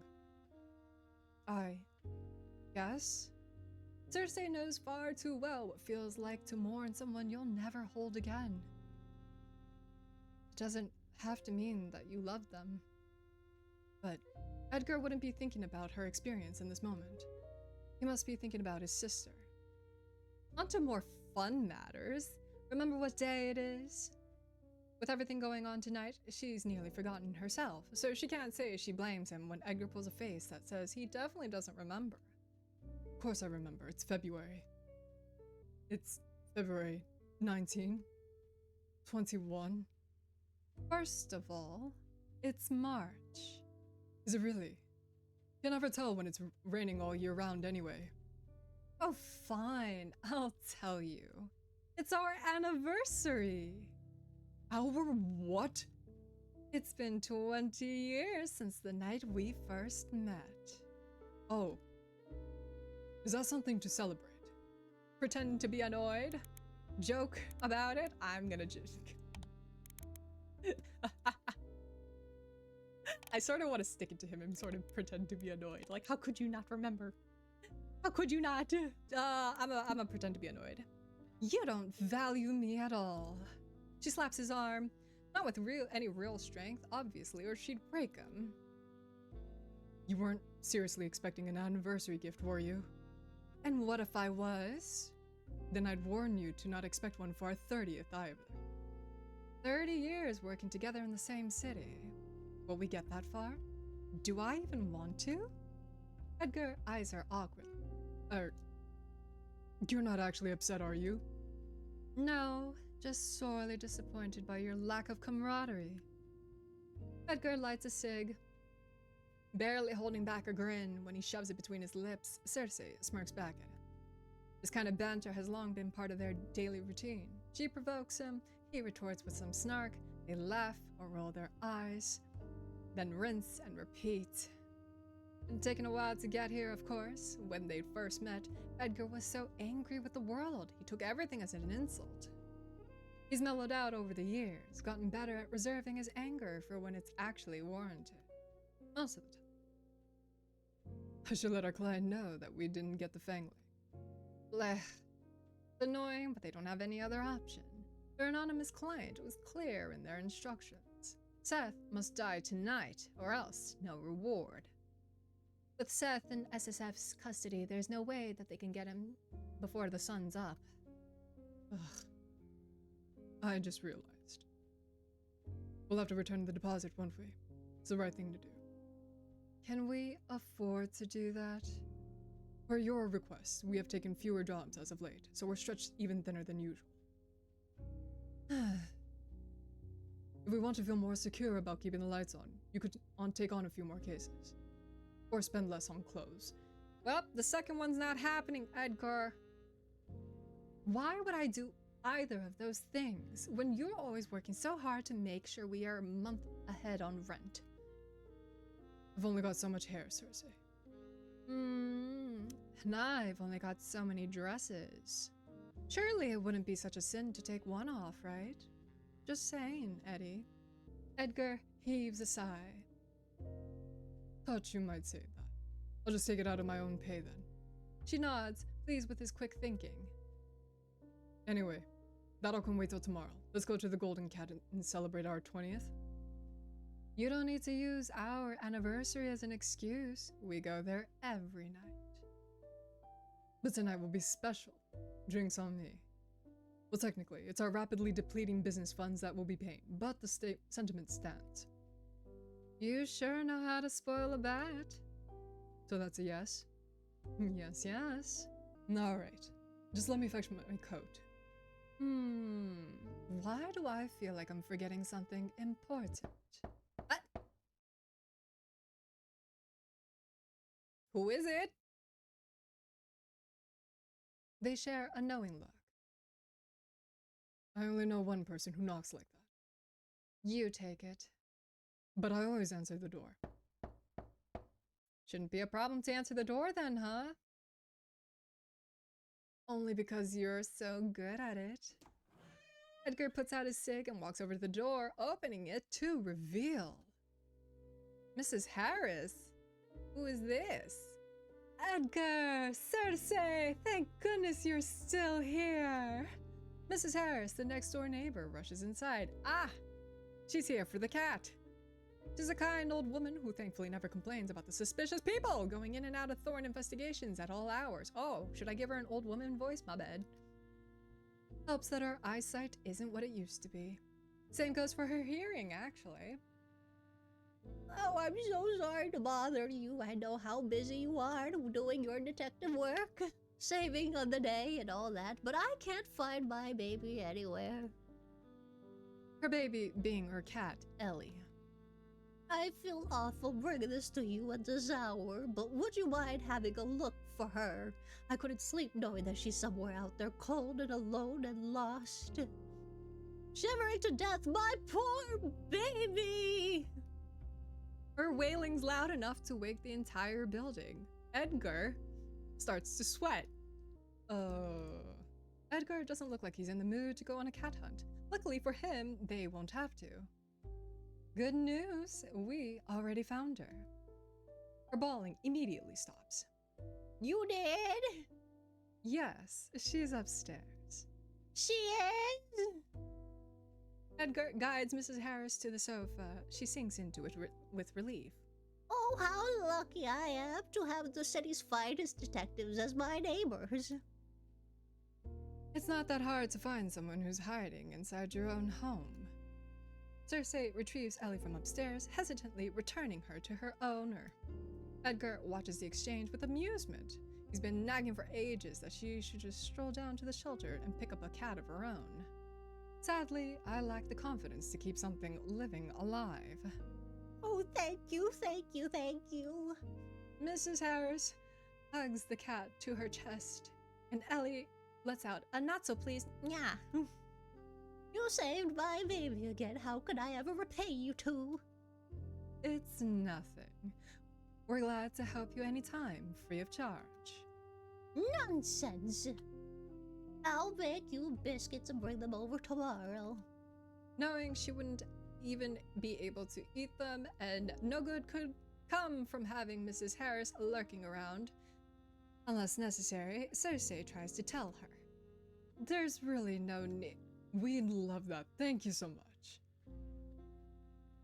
Seriously? Edgar looks offended. I am always serious about dessert. Oh, what, you're gonna bust out a tea set, Eddie? Very good, Mr. Thorne, as it is important for growing boys to eat plenty. How old are you again, Edgar? Young and spry at the ripe age of 21, isn't it? Good joke. The only thing Edgar's growing is a pitiful beard. Edgar rubs his jaw. And for that, you need plenty of calories. Sure. Circe gently gets Mrs. Harris up out of her chair and guides her to the door. All the way there, Mrs. Harris rambles about what she's going to bake tomorrow. Circe almost has to shove her out the door. When it finally shuts behind her, Circe turns to glare at Edgar. What? It would be foolish of me to turn away free food. Anyway, with Mrs. Harris gone, there's only one thing left to do. Drinks. The golden cat is almost the polar opposite of Alicia. All supernaturals, even a few humans who are in the know, come here. As long as you keep your fangs, claws, wands, whatever you got, to yourself, you are welcome to pop in for a drink. Entering the pub, Circe's eyes immediately hone in on one guest in particular. Oh look, it's your little friend. Raul, a local cop with muscles that aren't just for show. Oh, he's seated near the bar, nursing a beer in one hand. Don't call him that. The way you phrase it makes it sound indecent. But he is your friend. Last I checked, your only friend. I have other friends. There's Richard back in my hometown, though I haven't spoken to the Pratt in some time, or even thought about him in a while. And, there's you. We're friends, aren't we? Oh, of course. Embarrassed by how much his words mean to her, Circe's quick to change the subject. Oh, look how much he's blushing at that. Edgar, it's fine. Eddie, relax. Thankfully, Edgar doesn't seem to mind, looking more than a little flustered himself. His blush, I know, right? Look at it. Relax, baby. Like, oh my goodness, of course we are. By the way, Raul's like, gay, right? What makes you say that? He's never responded to any of my flirting. Perhaps he's just not into you. No, he's definitely gay. She only flirts with Raul to mess with Edgar, but it still surprises her Edgar hasn't noticed his friend's not into women. Is he really so oblivious, or is Raul just that private? Maybe it's easy for her to tell because she also enjoys the company of her own sex. Wait. You've been flirting with him? That's what he's mulling over? They walk up to Raul. Edgar greets him first. Evening, Raul. Did you get off work early tonight? Edgar and Raoul have an interesting friendship, if you can call it that. They meet up every few weeks, but it's never a planned thing. They just sit next to each other, chat over a few drinks, bonding over being humans in a world of supernaturals or whatever. Oh, hello, Edgar. Fortunately, I'm technically still on the clock. You look quite young, Raoul, I will say. Good to see you as well, Circe. Have you been well? Raoul nods to Circe, acknowledging her too. He's smiling, but she can't tell if it's out of politeness or if he's genuinely happy to see them. Sure. Well, what about you? Are you here on official business? Anything we should look out for? Well, she takes a look around. Where's your pup, by the way? Rare to see you without him. Barely a moment after he's mentioned, Circe watches Dante, Raoul's police partner, step inside the bar. Speak of the devil. Or werewolf, I guess, if we're being technical. Dante looks a little out of sorts, hair sticking up even more than usual. He notices them immediately, but doesn't spare them as much of a grunt of acknowledgement. Rubbing his arm, he instead stops at the other side of the bar to order a beer. I've always thought of him as a loose cannon, waiting to burst, but he looks especially on edge tonight. Something's rattled him. Then again, Dante's never behaved the way you expect an officer to. Perhaps that's why I mind him less. Is he avoiding us? I think he can hear you. Yes, that was the point. She raises her voice. Perfect timing, Dante. We were just talking about you. What? No, we weren't. You do realize when you say it like that, you only sound more suspicious? Circe. Raoul rests his chin on his palm, watching the scene with a little too much amusement for her liking. For some reason, Dante seriously freaks Edgar out.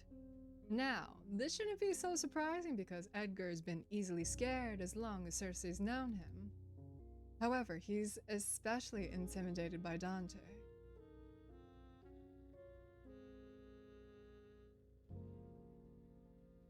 I'm too bisexual for this. Ai, meu Deus do céu. Hello? Anyway, woo! Keela's like, who do I pick? I'm too bisexual for this. What do you mean I gotta make decisions? What do you mean I gotta choose? The absolute aura they each have. Truly! To his defense, Dante looks like he'd punch your lights out if you look at him the wrong way on the wrong day. But you'd have to be pretty stupid to try something on Eddie while I'm around. In the meantime, Dante has picked up his beer and walked over. He offers a nonchalant wave with his free hand, which is probably as good as a greeting that they'll get from him. Did you forget to brush your hair this morning, or did you run into trouble on your way here? If anyone's picking on you, you can always let me know. I don't like animal abuse. Just ran into Abraxas. Seen him recently? Being reminded of Abraxas's existence again sets a frown on her face. Not really. When Dante smirks, Circe knows he's gotten exactly what he wanted by bringing up Abraxas. Ooh, you're gonna be cocky and you're gonna push buttons, aren't you? I heard he and his agents were snooping around that museum that exploded, interviewing potential witnesses. Museum? An explosion? Could that be related to why Abraxas needs Seth? Guess they'll be wandering all around the city till that's sorted, keeping an eye on things. Ugh. If you haven't run into him yet, I'm sure you will. A lot. His smugness shifts to curiosity. Heard anything about that, though? Not sure what you're asking me for. I haven't got a clue what they're up to. And speaking from experience, it's best if it stays that way. Actually, why do you even care? Aren't the SSF and the police supposed to stay out of each other's business as much as they can? Unless it's related to whatever you two are working on. Raoul wouldn't tell us anything, but maybe you will? You didn't give me the chance to say anything. As if you wouldn't tell me the truth if I did. She could have forced him to. If she really wanted to, she could use compulsion on either of them right now, and there wouldn't be too much they could do about it. What an interesting concept that they are not, that Dante and Circe. I wonder what's their beef, what's their lore, what's their Dante's trickier because he's about as stubborn as one gets, but Raoul's only human. She wouldn't though, not because she's squeamish about compelling either of them, she's just not curious enough. Still, if Dante will tell her anything, she'll take it. Well, since you act so nicely, no. You suck. I don't. That's your job. Edgar, itching to get away from Dante, interrupts.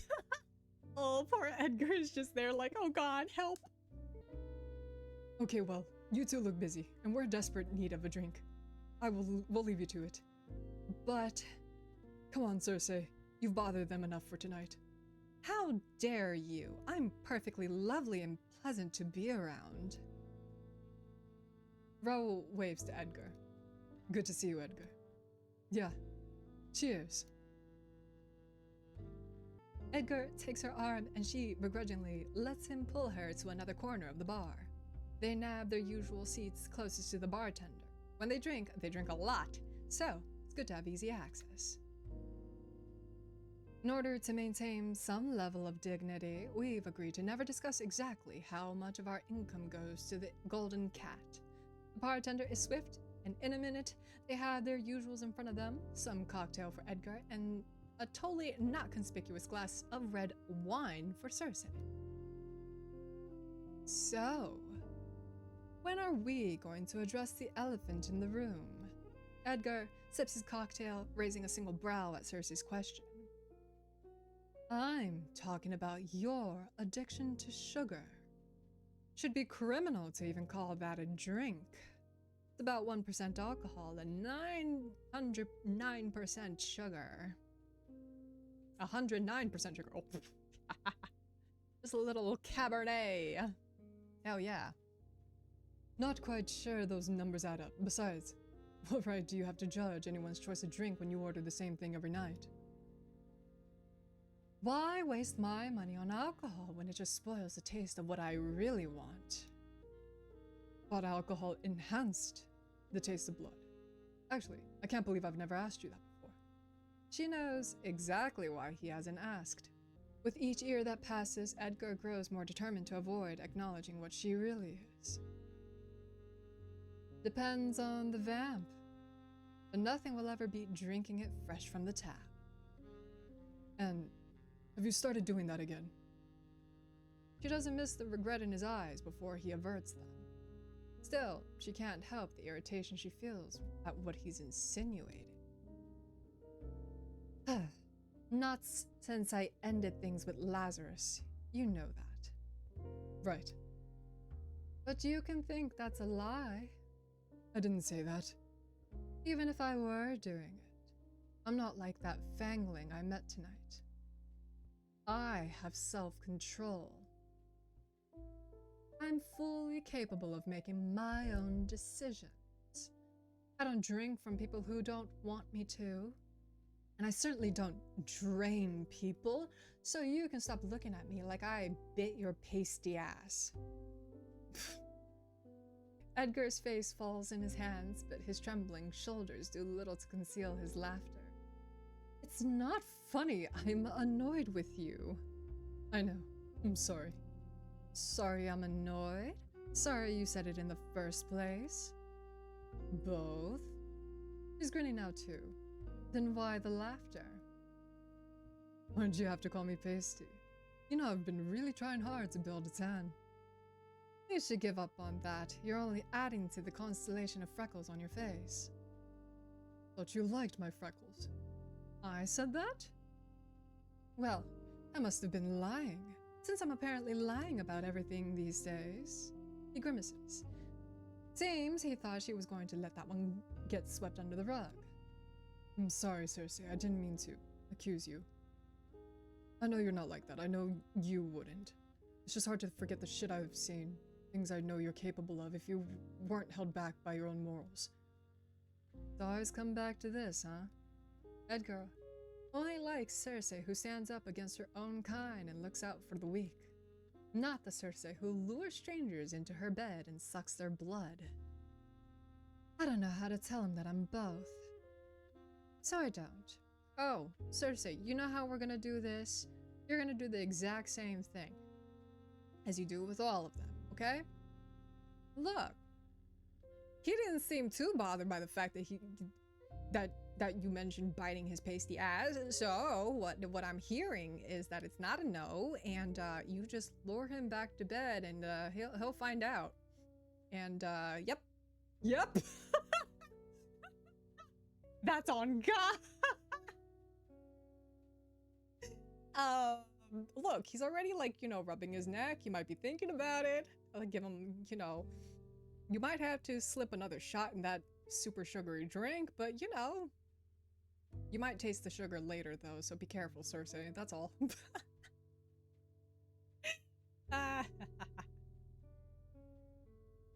Nothing's holding me back. You make it sound like I'm forced to do this. But I choose to. It's not an easy choice. She's been like that Fangling. She's been worse, and it was fun. But she doesn't want to know how Edgar will look at her if she confesses that to him. I understand. Except that he doesn't. Therein lies the problem. Edgar clears his throat and puts on a smile that trembles at the corner. We're here to celebrate. We should talk about happier things, should we? Courtesy of decades of practice, the smile she puts on herself is a lot more convincing. Right. Like your girly choice of drink. We're still on that. Hey, aside from the risk of diabetes, I find it cute that you have a sweet tooth. At 42 years old, being described as cute is no longer very flattering, but... Oh, you can still be cute, Edgar. It's fine. You could still be cute. Shh, wait a second. He presses the fingers to his lips, then motions to the radio playing on the counter. The news is on. Local authorities have stated a gas leak caused the explosion at the Beaumont Museum last night. Beaumont Museum? That's where Dante said the SSF were digging around, right? The museum's doors will remain closed to the public till repairs on the private wing are complete. Blah, blah, blah. Among other news, the body of 23-year-old Jane Stewart was found last night. Earlier this month, Miss Stewart was reported missing. My God, has human news always been this boring? It's always the same thing. Someone was robbed, someone was murdered, someone was kidnapped. At least there's an explosion involved this time, but what's the aftermath? The next day, there's something else. Not anything worse, but nothing better either. You don't have to listen to the news to know how terrible the world can be. Just step outside. Ever been? Edgar and Circe look up at the bartender. What, to Beaumont Museum? It's owned by the greatest wizards of our time. Renaud Beaumont. Never heard of him. What makes him so great?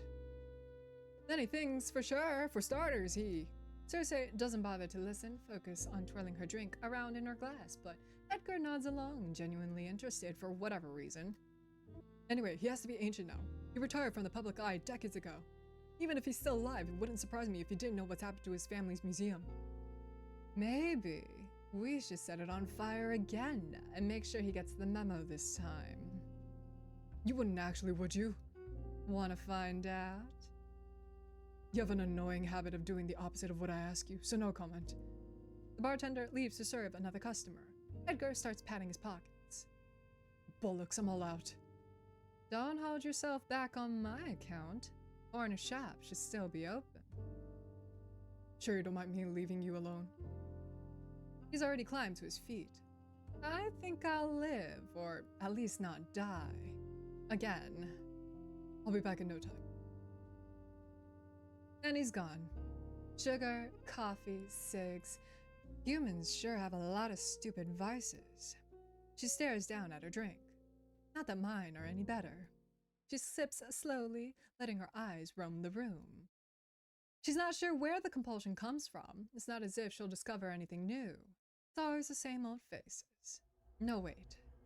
She is definitely new. Circe meets eyes with a woman at the far end of the pub. Ma'am. God damn, who is that? I know, right? Like, bro, everybody in the chat. Beauty is no stranger to Circe. She's seen it in many faces, many bodies, even a few hearts. But this woman isn't just beautiful. She's... The woman smiles. Circe feels compelled to return her smile. I'll smile. Sure. I'll do whatever she asks of me. Wee-hee. Wahoo! Don't override it. No. We smile back. We're smiling back. Just, be nice. Be cute. Keep it cordial. Circe returns the smile, but looks back down at her drink just as quickly. Not looking to hook up with anyone tonight. Although that's a bit presumptuous of her, maybe the woman was just being nice. Not really looking for nice either. Wait. Circe's head snaps up. The woman is already gone, nowhere to be seen. Only in her absence does Circe realize that she couldn't detect what the woman was. Whoever or whatever that woman was, she means trouble. Want her? Forget her. We are wanting. Want her. I want to speak to her. Circe, I'm gonna be real with you, babe. I think it's a lot more than just talking. It makes no sense, but I want to see her again. I want to know her. I want her. Not her blood, not her body, not her heart. Circe wants the mystery she offers. It's exactly what she's been looking for. A mystery time-consuming enough to the end of the perpetual boredom eating away at her. Preoccupied by her thoughts, Circe barely notices Edgar's return. Hello there, sir. Can I interest you mayhaps in whipping your head around and looking at the beautiful woman that just walked past you? I'm just saying. He slips off his jacket, slides back into his seat, gestures for another round of drinks from the bartender. What took you so long? Run into some trouble. Don't be stingy with the details. What kind of trouble? He lights a cig, angling his body towards her. Their knees brush, but neither move away, used to the lack of personal space. Well. So you see. No, never mind. Are you blushing? My God, you are! Not on purpose. Unfortunately, I don't think it's me having this effect on you, so it must be something else. Edgar twists and squirms in his seat.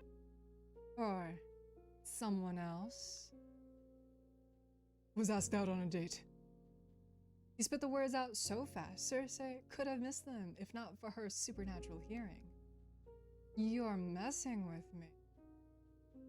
I wish I was. This is stressing me out. Oh, please, baby. What's the harm in a date? Wait. You said yes? What? Obviously, I said no. Why would it be obvious? Was something wrong with her? No, she was pretty and nice and smelled good. Too many details now. Sorry, I just thought she had a nice perfume. You'd like it, actually. You're only making it weirder. I said no because it never would have worked. She's human. Edgar? My dude, I don't know if you're forgetting, but you two are also human. As are you? But I don't live like one. Excuses. Think about it for a second. I run a supernatural detective agency. How do I explain that to someone outside this business? Not to mention how I'm up all night, asleep most of the day. No sane normal person would want to be with someone like me. Oh, baby, no. Don't talk yourself down like this. Come on. Oh, come on. See, Circe and I are on the same page.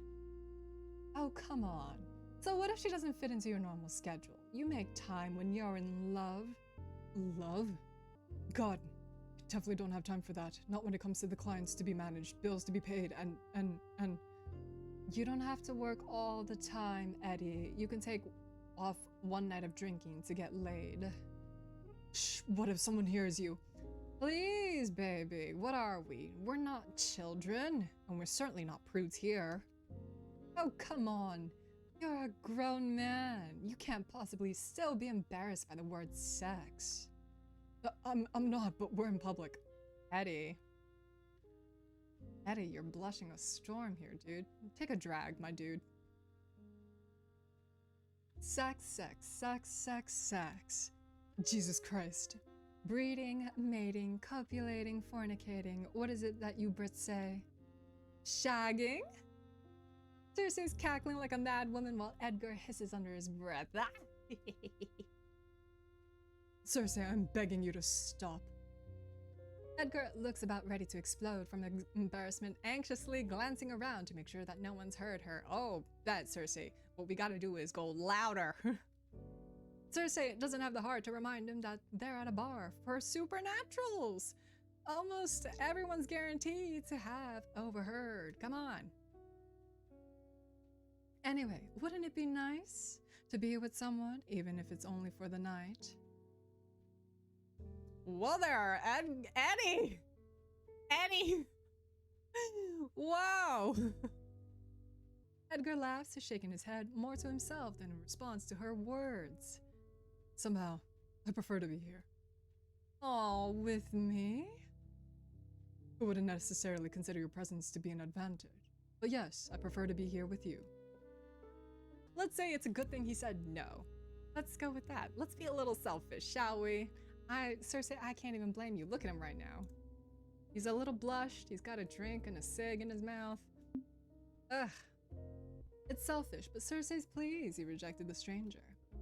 I'd be jealous if he suddenly had less time for us. The relationship isn't romantic, so it's not like he'd be cheating on her. But she likes the routine. The only stable routine she's ever had. And she doesn't want that to change. Besides, he's got a point. It's not like he could still work with her and lead a normal life. That's just not how it works. Of course, there are people like Raoul and Dante's superior, Orion, who have human families and try to live as normally as possible. But Orion's an anomaly. With time, vampires like him learn the hard way that rejecting your nature never works in the long run. Edgar's different. He could pack his bags, move cities, go back to living a normal life whenever he wants. As long as he remains here, though, he'll never be able to pull the wool back over his eyes. Edgar taps out his cig on the nearest ashtray. Enough about that. Did I miss anything around here? Nope. For some reason, it doesn't feel right to mention the mysterious woman.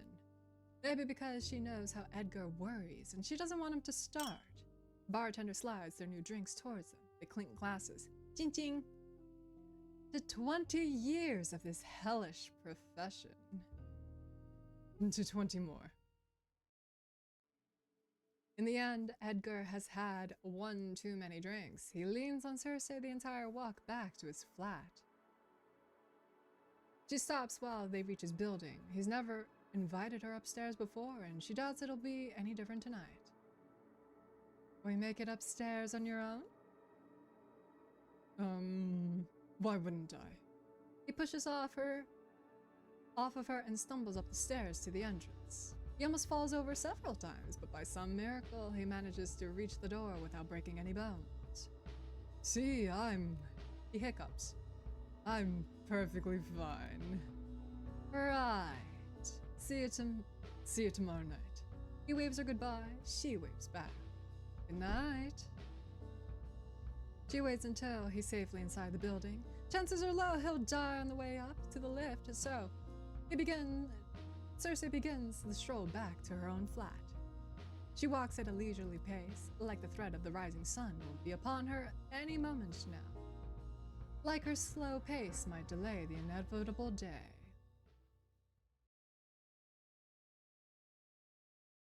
Circe strips down to her underwear. Her one-bedroom flat has no bed, only a sofa. So, that's where she lies down. Outside, the sun slowly rises, and the world Circe will never get to be a part of again wakes up. She stares up at the ceiling, trying not to think about the growing resentment she feels every time she has to hide away from the sun. Didn't always hate daytime. Her common sense returned after her fangling year. Circe had found out that the day offered endless opportunities for self-improvement. She read novels, she meditated, she brushed up on her history, learned martial arts, studied different languages, read some more.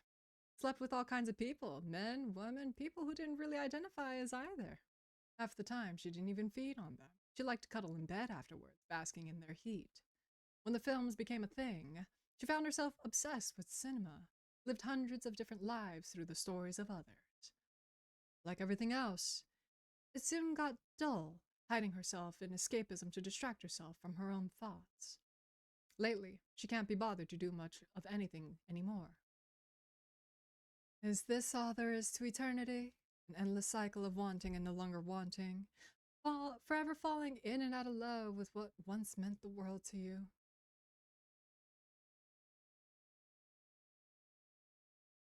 If she shuts her eyes, if she pretends hard enough, she can almost imagine she's dreaming.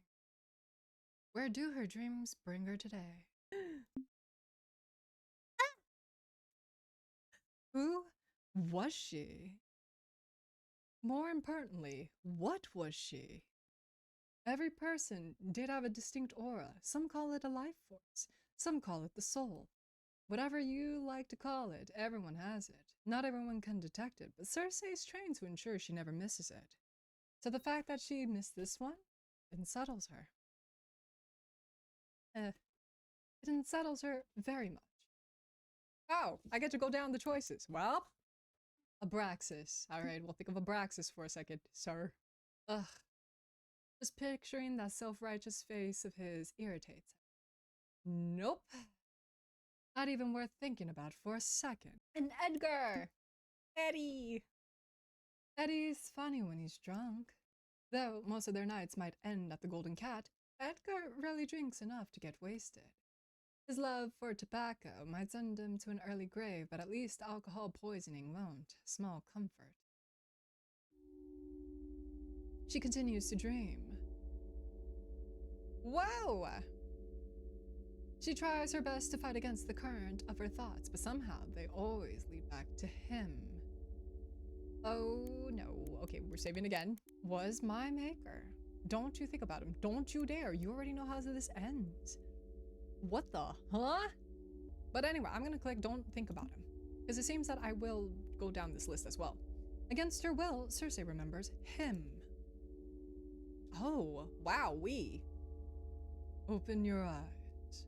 Look into my eyes. See yourself as you truly are. As you were always meant to be.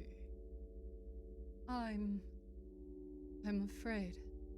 For us, fear is a choice. When she opens up her eyes and looks into his, she doesn't see herself. She sees him. And only him. Beautiful. He whispers, reverent. I will never make anything as beautiful as you again. But sire, you did not make me. I did. Oh, what? What is happening? Oh, Lord.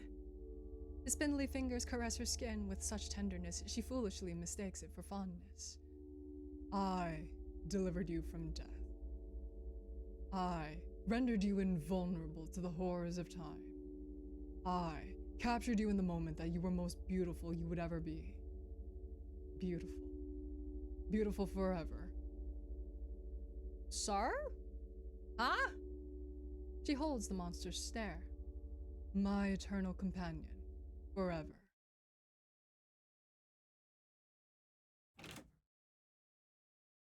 The sun has set again, but Circe only snaps out of her daydreams when she hears the balcony door open. She doesn't have to get up to guess who's broken into her flat. She'd recognize those steps anywhere.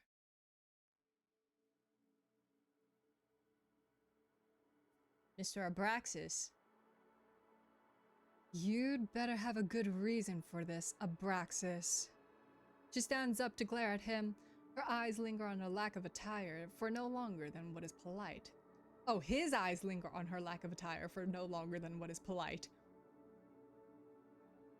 I'm on to you, sir. I apologize for the impromptu visit, but I could not wait.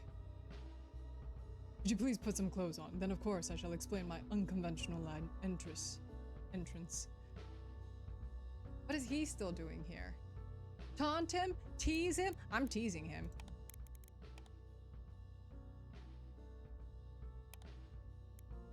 I'm absolutely teasing him. Why? Why not remove your own clothes if it feels unfair? Do not be unreasonable. It is not a matter of what is fair or what is not, but of what is appropriate. Look at him averting his eyes. He's just like, I shan't be looking. Well, I won't be putting mine on. This is my home, and I'm comfortable like this. It would be courteous for me to be here while you are. He gestures awkwardly, refusing to look at her again. Come on, Abraxas. I'm prepared for guests. Exactly why you should remove yours, make it even.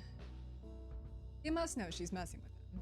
She could tell from that angry furrow that he's failing to hide between his brows, but he slips off his jacket anyway, hanging it over the side of the sofa. Satisfied.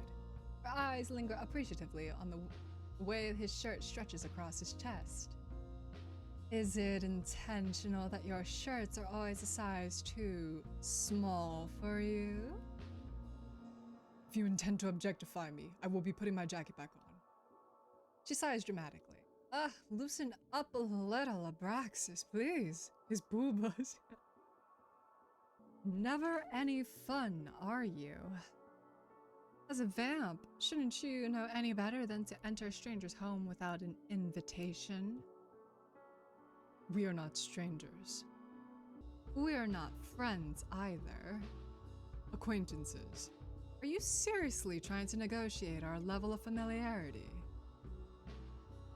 He eyes the balcony he just sneaked in through. I didn't mean to cause you any distress, but I had to make sure no one would know I was here. And you felt that creeping in through the balcony was the most discreet way to accomplish that? I was not creeping. Really? His eyes sweep down her body again. He clears his throat and pretends to be distracted by the posters lining her wall. I believe this is the first time seeing your flat. Do you watch a lot of films? Explain why you broke into my damn flat. Sneaked in. Don't be childish. It's not cute when you're like 200 years old. It's about the case that Seth was witness to. Did you release him already? Of course. We had no reason to hold him after questioning. No reason? I gave you a reason. Yes, I put in a word with the SCD to look into him sooner than later. They mentioned that they hadn't received any reports from you, however. Oops. I did not come here to talk about Seth. I need a favor. Will you do it? Depends on what it is, Abraxas. You come in here, break into my house while I'm in my undergarments, and you're asking me for a favor? That's quite bold of you, sir. The request surprises her. She studies his face, waiting for the punchline. Well, will you? I can't believe my ears. The great Abraxas is asking for my help. Really? Do not make me repeat myself. It was difficult enough the first time. Even if she finds it hard to believe, Abraxas is definitely telling the truth. Look, it does look like he would never tell a lie, I will say. You're a little too lawful good. Breaking in while you're in undergarments, no dinner ready. Wild. See? Yeah, what in the heck? Abraxas, explain yourself. You were once married. Surely you know better than this.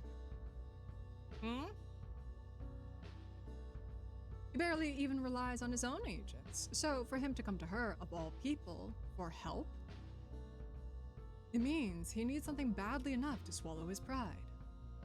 I never expected to see the night.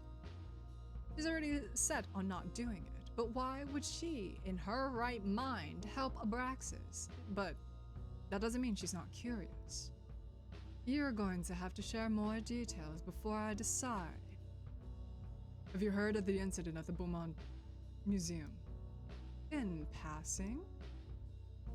This must never become public knowledge, but the gas leak was a cover-up coordinated by us at SSF. Wow! Who could have ever imagined? Magic triggered the explosion. The burst of energy was so powerful that, should our culprit have wished to, they could have destroyed far more than a single wing. At worst, I fear they might be able to burn down half of North Haven. My agents and I have determined it cannot be a mere accident. This was an intentional attack. I see. Unfortunately, it gets worse. The wing that was destroyed harbored several magical artifacts, one of which was now missing. You should be grateful then. They could have stolen all of them. I sent my team up to clean up the scene and deal with any witnesses. That's when they found the initials JM spray painted on a wall. Whoever or whatever this JM is, it is our only lead. Couldn't you trace the magic from the explosion? Circe knows for a fact that SSF North Haven branch has a very talented witch in their ranks. She even happens to be Abraxas' second in command. We suspect it was caused by the artifact itself, which didn't leave any residue from the user behind. Okay, but why do you want me involved? The SSF regularly collaborates with the supernatural police, but that's it. They've never worked with the Thorn investigations. And while Circe's not opposed to a challenge, she's no witch hunter. She knows vampires, she knows werewolves, she knows demons, but messing with the wrong wizard can have deadly consequences. It's common sense not to get involved in their affairs. We were going to launch a full investigation into JM, when we were explicitly told by people higher up the ladder to drop the case. Apparently an outsider is being sent from elsewhere to continue the investigation. I take it that's unusual? Not necessarily, but there have been cases where we've collaborated with external parties, but the key word here is collaboration. Never have, in all the time that I've worked at SSF, have I been locked out of a case in this manner. Oh, come on, you've lived long enough to know there's a first for everything. I know. Still, I'm suspicious of their intentions. I've no real reason to be, no actual evidence, nothing to work with, but a presentiment. But I cannot shake the feeling that something is wrong. What was the artifact? Since when do you care? Seth was the only witness? Since when do you care? Anyway, what was the artifact? Let's go with that. You said an artifact was stolen. What exactly was it? If I knew, I would have told you. I doubt that. I mean it. I know no more beyond the little I have already shared with you. Which is like nothing. Feral. It was hidden in plain sight inside of Renaud's Beaumont's private collection. We had planned to contact him about it before we were ordered to drop the case. So all we know is that it can make stuff go boom. Not the exact words I would use, but essentially, yes. Goes to say that the power didn't come from the person wielding the artifact. Abraxas firmly shakes his head, like he's already ruled that option out. There are wizards and witches capable of things that our minds cannot imagine, but it would be suicide to release a burst of energy that large without assistance. When magic's involved, nothing's impossible. I suppose. Still, I would say it's too unlikely to be worth the consideration. Alright. Oh, okay, thank goodness we could go all open. Okay. Since when do you care? I thought it wasn't any of your business if the laws enforced by your superiors might be unfair to us non-humans. I know what you think of me, Miss Circe, but I am not your enemy. You're not my enemy, you're not my boss, so now there's no more HR incident. Just saying, Abraxas. Anyway. But you wearing that ring still has me a little nervous. Yes, the SSF do what we must protect the supernaturals from humans, and them from us. Sometimes that means the occasional casualty on our side. Our side, he says. When has he ever been on our side? Anyhow, given the things you get up to in your own time, I do not think you should be judging anybody else. I'll judge whoever I want, whenever I want. I don't kill vamps out of some sense of moral superiority. I kill them because it's fun, and it pays the bills. Maybe That makes me a bit of a bitch. So what? I'm not so sanctimonious that I need to pretend my actions are morally justified. Are you really so irredeemable when you only kill the bad ones? Don't paint me as some sort of anti-heroine. All vampires are bad, even you, especially me. Same goes for humans, werewolves, witches, you name it. We're all equally capable of good and bad. That's why it means something when we choose to do good. Abraxas doesn't look surprised by her speech. He may not know the full extent of what Circe used to get up to before North Haven, but unlike Edgar, he could surely imagine. This is Circe on her best behavior. And if you ever have the misfortune of meeting her at her worst, well, good luck. I only target the so-called bad ones because I don't need any more trouble with the law than I already have. Also, if someone is willing to pay to see you dead not once but twice, you're probably an asshole anyway. Abraxas shakes his head. He gives up on adding anything to this conversation, returning to the previous subject. Technically, I'm not betraying orders. It's not me who is investigating this after all. It is you. And if you happen to feed some information back to me, then it is simply how it goes. Loophole of the century. I see now, I see. Okay. This is why you want her to snoop, Abraxas. Okay. Seth was the only witness. The only witness who might have seen anything of note at least. We've interviewed all the others, and we learned nothing. Who might have? I thought you brought him in for questioning. We did. However, we were told to drop the case before we could ask him anything worthwhile. Once again, the SSF proved to be embarrassingly incapable. Not our finest work, I know.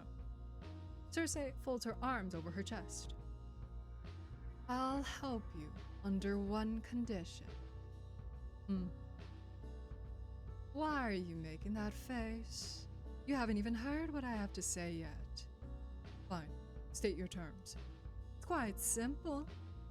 You're so desperate for my help. Beg for it. No. He moves to leave, but she blocks his path. Always so uptight.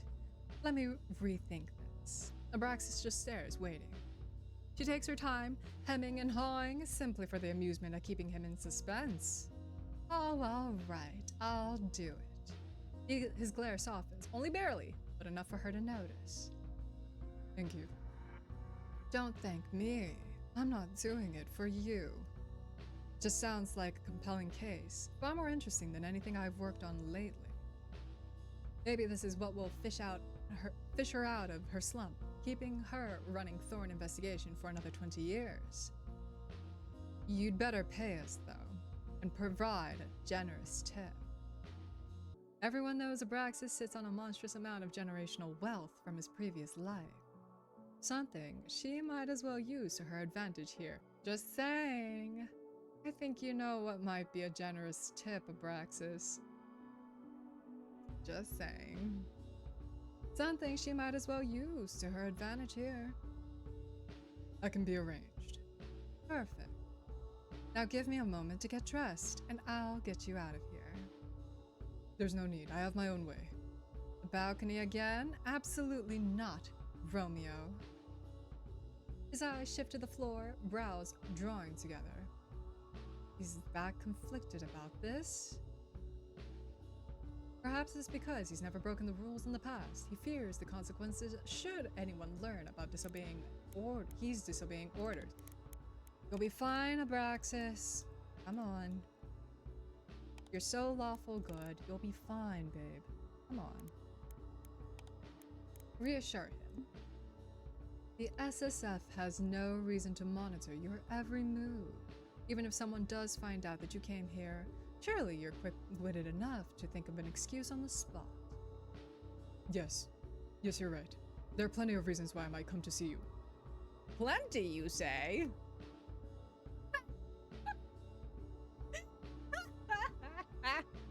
Oh? Me too, Circe. Really now? Plenty, you say? Such as? She and I share the same brain cell. You didn't think about that one. Come on, Abraxas. Kilo with Circe. Circe is Kilo. He rolls his eyes, and any previous hints of vulnerability vanish. Never mind that. Get dressed. I do not have all night, and neither do you. Just for the attitude, I'll make sure to take my sweet time. Circe leads Abraxas downstairs so he can leave through the front door like a normal person. In their office, a freshly shaven Edgar's made himself comfortable behind his desk. He's mid-bite on a biscuit when they enter.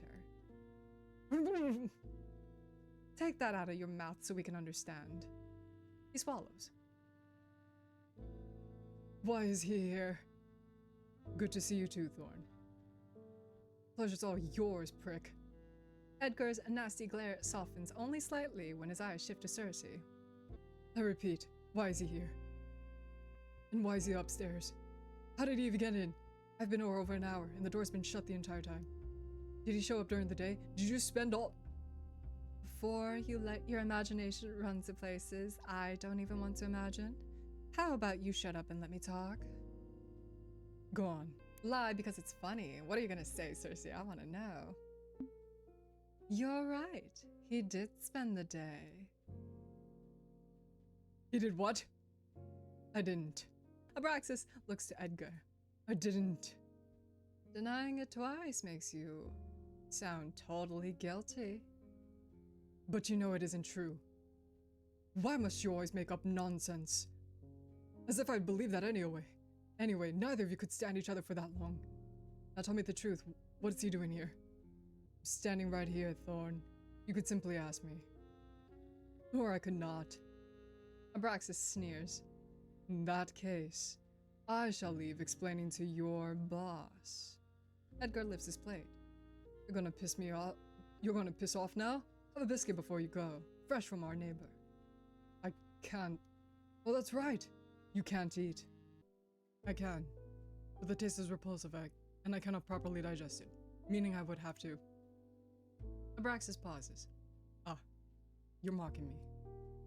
Abraxas, are you a little autistic?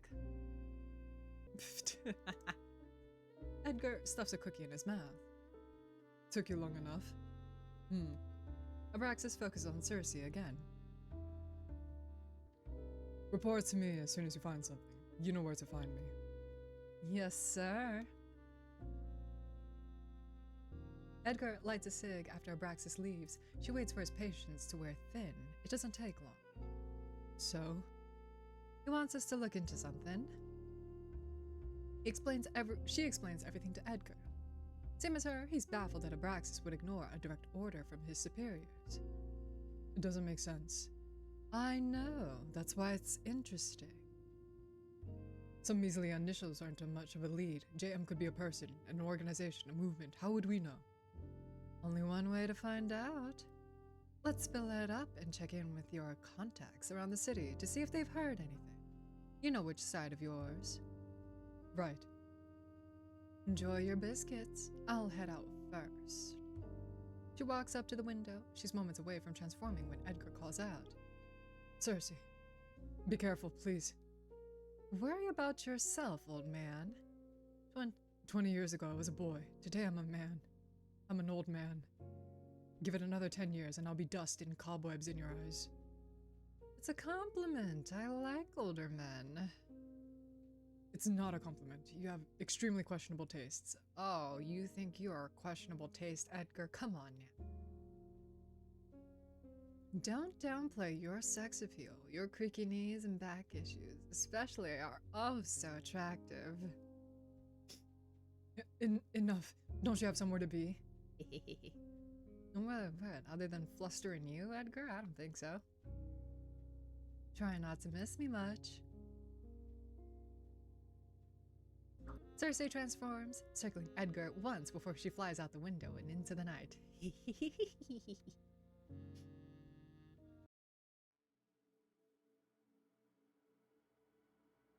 Into the night I go.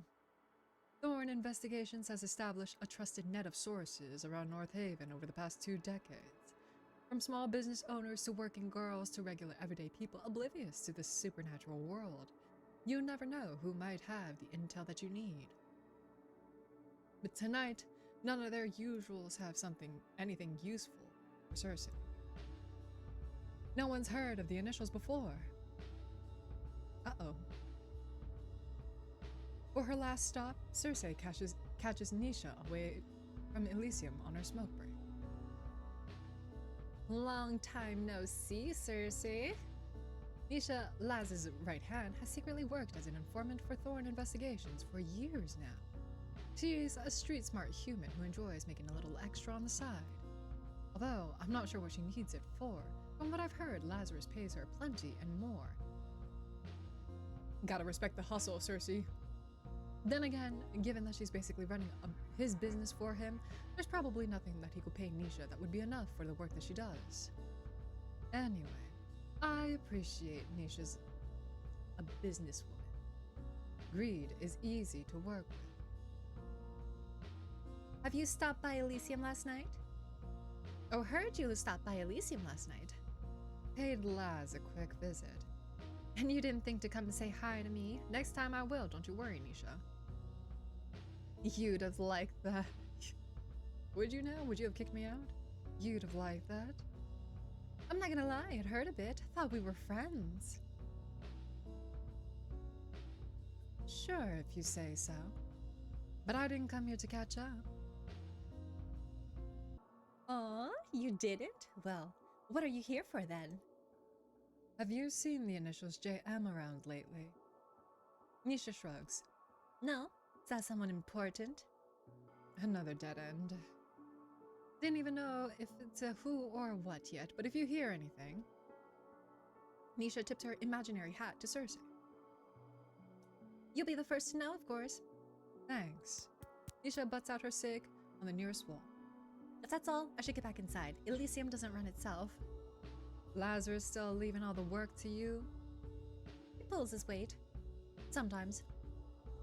Kick him in the balls for me when you see him next. It's a lifestyle at this point. Ha! Nisha waves her goodbye and disappears into the abandoned building. Circe sighs and returns to the streets. Let's see if Edgar had any better luck.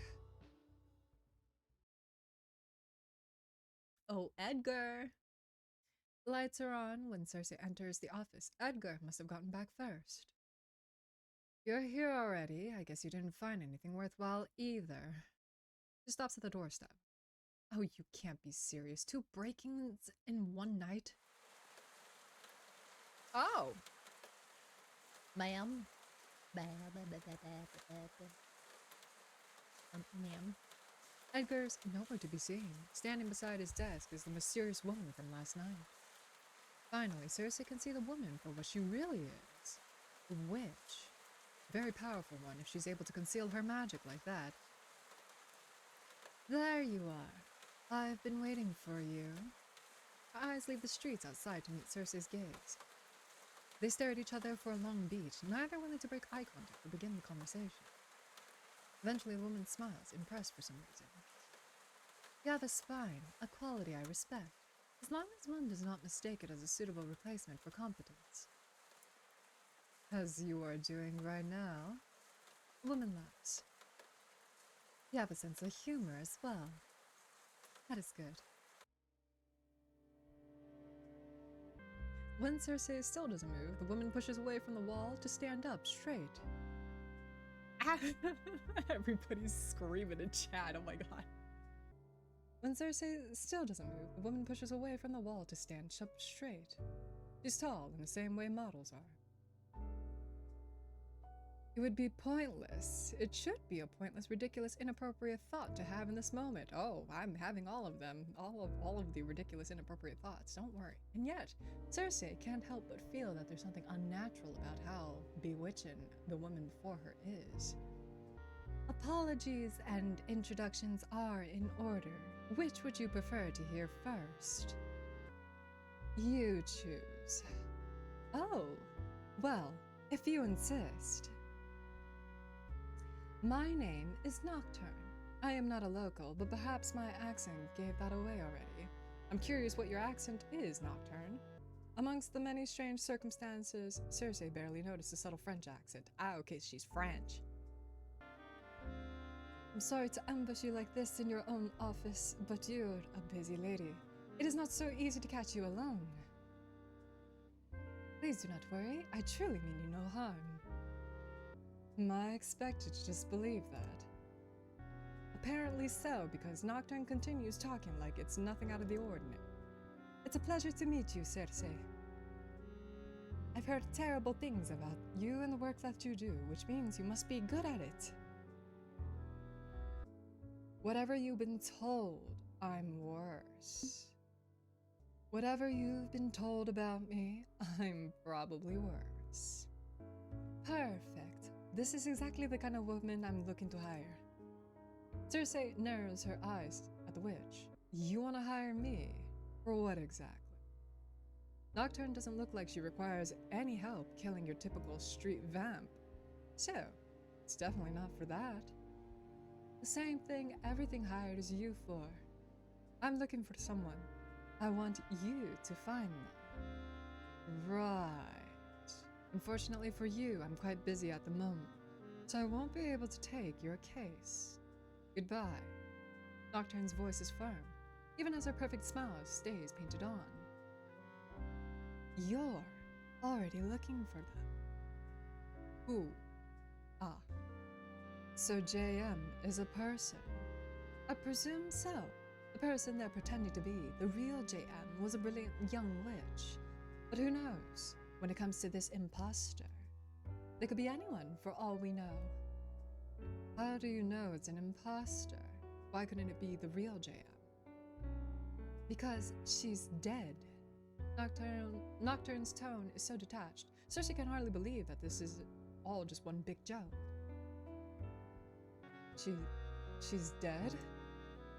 Quite dead, yes. I would know. I killed her. She's dead. And you killed her. Murdered, slew, killed, whichever you prefer. Assuming that's true, why would you admit that to a complete stranger? I told you. I've done my research. I know everything I need to know to determine that you are capable of this job. If I did not believe that you were capable, I would not be here. I am not a witch who wastes her time on whims. Throughout this conversation, Nocturne's smile has never fallen. Till now. Oh, ma'am, are you okay? What happened? You must understand. It is the most important to me that this person is found. I want the best detective possible on the job, and I believe that to be you. So you will take my case. You will find the imposter, the artifact that they got their thieving little hands on. You will bring them both to me. Are you putting me on under a spell? And you will not disappoint. She smiles again. Money is of course no consequence to me, so you of course will be well compensated for your efforts. For once, Circe is genuinely at a loss for words, but Nocturne doesn't seem to mind. I'll take your silence as to mean you accept, yes?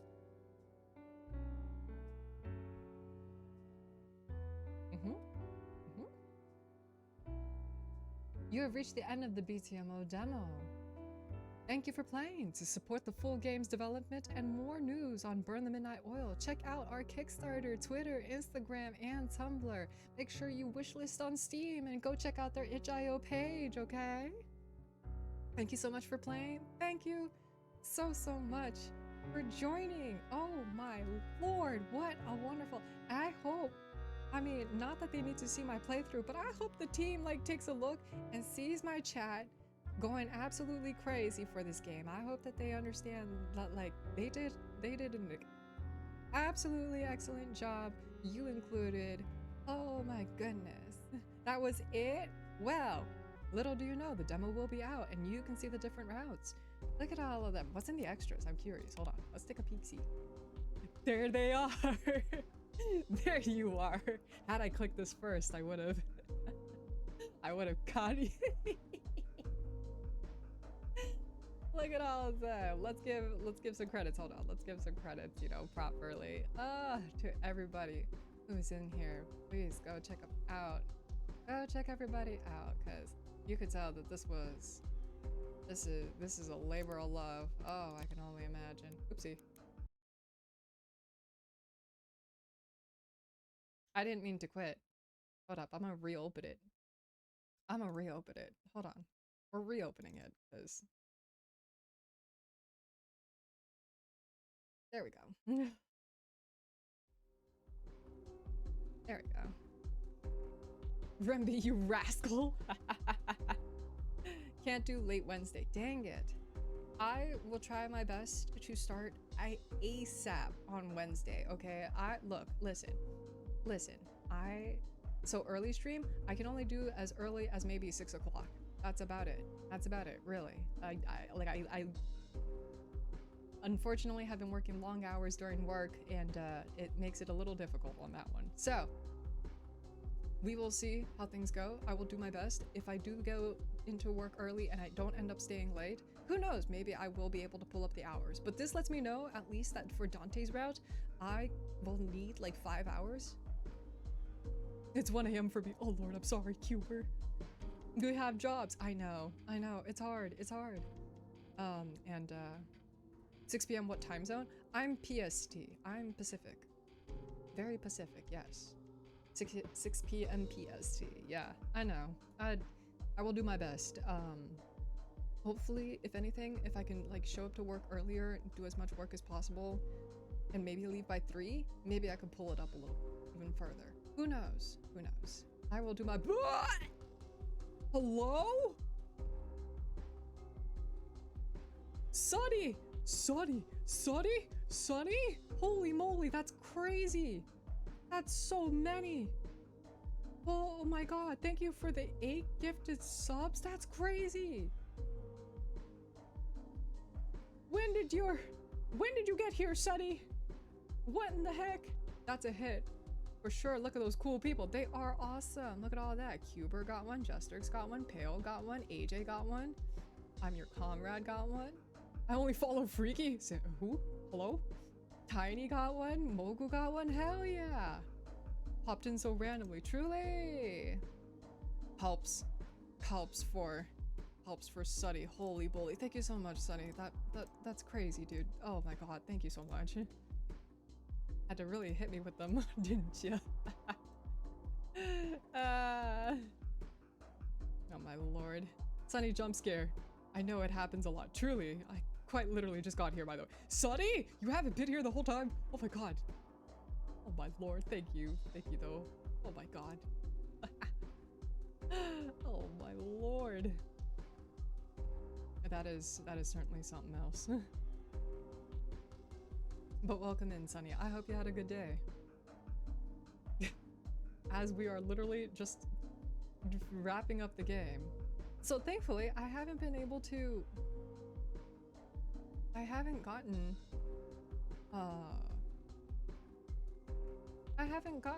like any bugs, which is good. At least in this run through, I didn't get anything. We'll see how this goes. Oh my god, I already know what I'm gonna do for like this for my like the YouTube thumbnail. It's gonna be me plastered between all of these hot people, and I'm just gonna be like, oh god, Lord help me. Oh good heavens. And I'm gonna go straight to the Tumblr right now, and I'm gonna go and read and go down that rabbit hole. Oh my lord. Vespid! What in the heck? Ain't no way. Vespid, that's crazy. Vespid. 25? Dude, that's insane. What? Oh my god, Vespid. Hey. Okay, well, first off, how are you doing?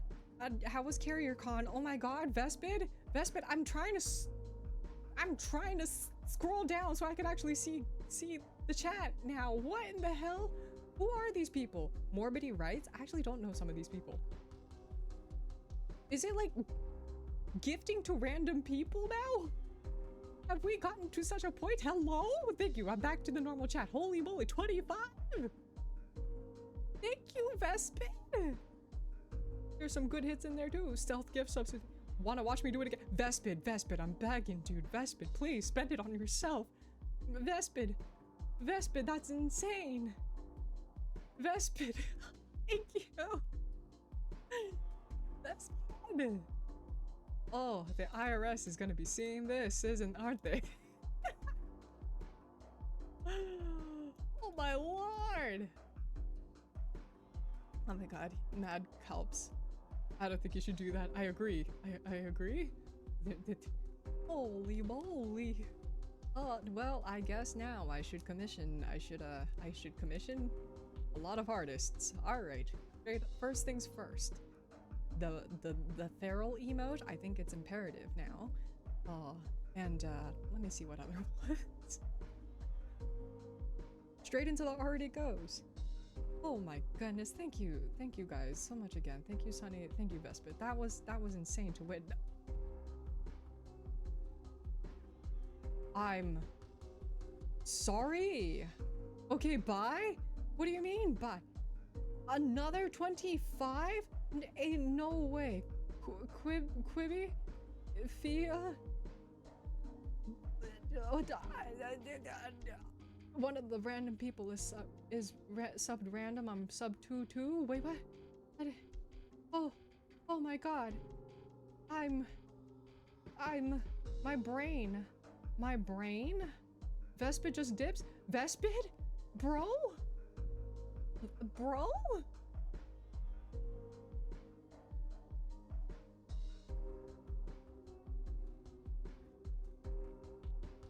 I think I gotta go take a walk around my neighborhood. Oh my god, I gotta lay down. I gotta. Oh my god, I think I'm legitimately short-circuited. There's too many hot people on the screen, and then this happens, and then just, oh my lord, I don't think I've ever seen so many subs in my life. I'm seeing all the people that are connected to Lil. Thank you. I'm here for it. Being Scott Kit got. Ain't no way. All these people, a lot of the people who are not like, it got Lil, it got Pinku, it got Milky Stars, that's cool, it got Apple, it got Dumpling. Hey yo, level 10? What does that even mean? That is crazy. Speaking of Lil, yeah. Andrew's got Pinku. Holy moly, people are just gonna like, to the people who don't know me, they're just gonna be like, who the hell is this? What the heck? Thank you, Andres. Oh my god, I've never had so many subs. That is legitimately insane. Calps? What do I even do with all of this? Oh my god.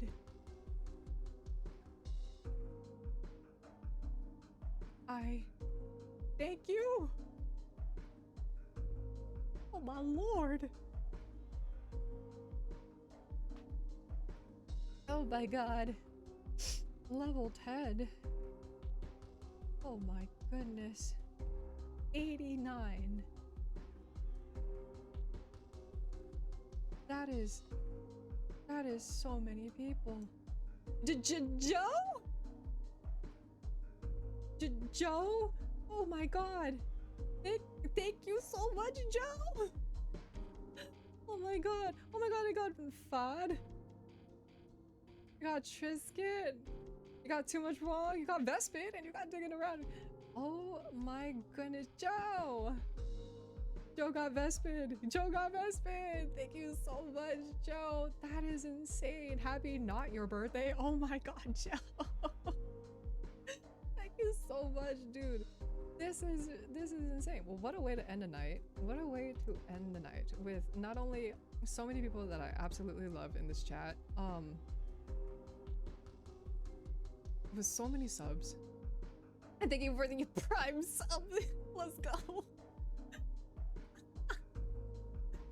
with a wonderful game. Oh my lord. Happy not Kilo's birthday. I didn't know my birthday passed. I turned 30 almost 3 months ago now. Oh my lordy. How are you doing, Joe, by the way? Happy Sunday. How has your day been? Oh my lordy. I gotta, oh, hold on. I gotta take a screenshot of that. I gotta take a screenshot of this. This is ridiculous. This is insane. This is insane. I've never seen, this has never happened to me before. I'm just gonna put this over here. Clips and highlights. I'm putting this over here. I gotta lay down. I gotta lay down. Oh my lord. Help. Oh my goodness. W gifted suds. Night, y'all. Good night, Sunny. I hope you had a good day. I hope you had a good night. And I hope you have a better day tomorrow. Thank you again for the subs. I'm good, feeling fun after Jared's improv thing. Oh yeah, you're gonna have to tell me how that went. I remember he was hosting a little improv event. Oh my god. Got to see all the sub trade. That was holy moly. Oh my god. Oh my gosh. Alright. We gotta let the hype train relax a little bit, guys. We gotta relax. And then I gotta find somebody. I hope maybe there's somebody on that I can like raid into and then keep the fun going, okay? Because, oh my lord. Who's on? Just so that preemptively I can start checking. How much subs was that? That was so many subs. I don't even know. I can't even do the math. Vespid alone did 50. Sunny did 8. Joe did 10. Not including his own Prime sub. Andres did 7, I believe. 7. And hello, Iki! Iki! Iki gifted 7, and Iki gifted more earlier. Iki gifted 1 to Renby. Oh my god. Oh, I got SJ Games and Sunny and Soleil. Oh, Safi and Rare. Oh my god, thank you. Train completed. I did? Yeah, you gifted to Renby. Oh my god, thank you so much, Iki. This is insane. Who are these people? The only one I don't recognize is Owen Bailey, I will say. Lion! Oh my god! Fuck it, we ball. Thank you! What are y'all are insane! Y'all are insane! Hello? Oh my god. You got Napoleon? Oh, you got Miss Butters, you got Dark, you got Kusto, you got Anna. Wow. Got hella people. You got Rue, which is cool. That is insane. That is insane. Thank you so much, Lion. Lion comrade, we ball is the way. You guys. Oh my lord.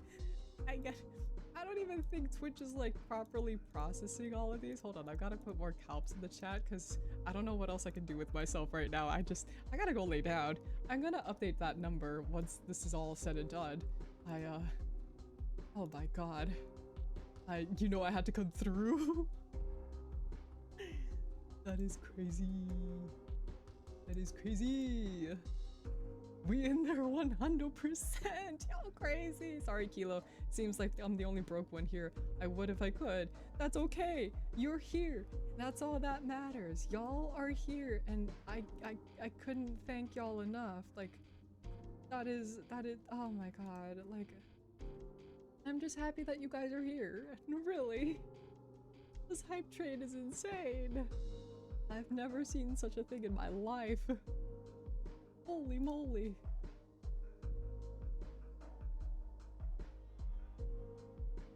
Is this what the gambling does? Is this how it feels when gamble? When gamba?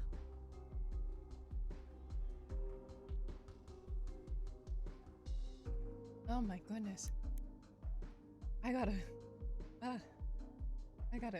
walk around.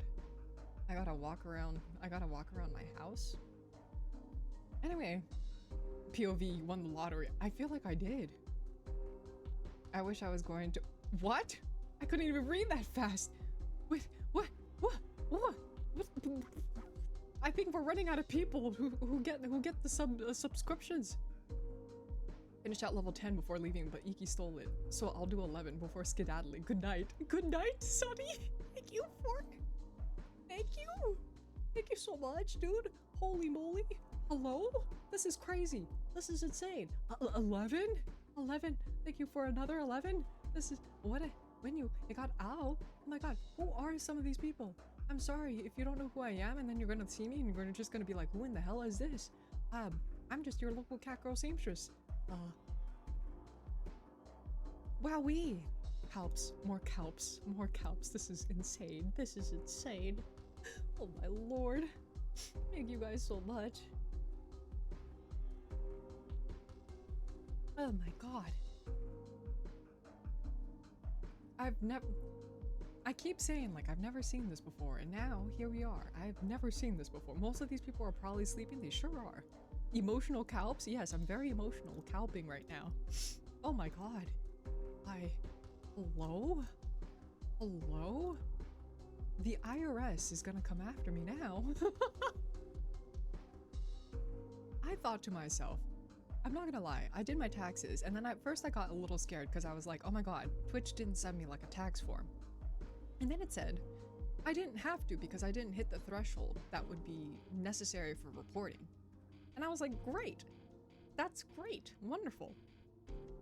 Gonna retire early after the stream.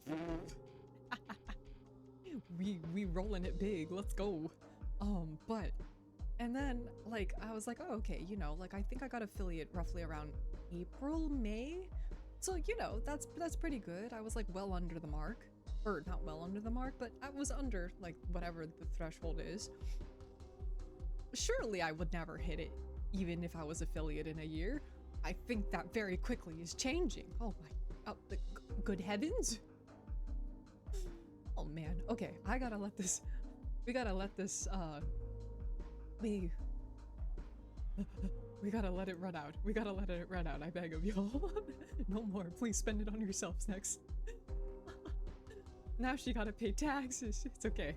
I already did my taxes for this year, thank God. Thank God they mainly had to pay me back. Not too much, but enough. But oh my goodness, holy moly.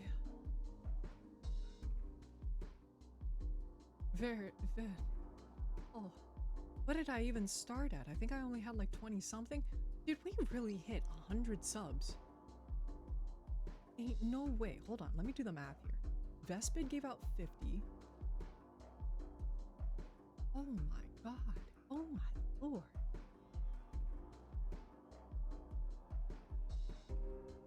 I've short-circuited. I've really, truly just short-circuited. Anyway, how are y'all doing tonight? How has tonight's stream been?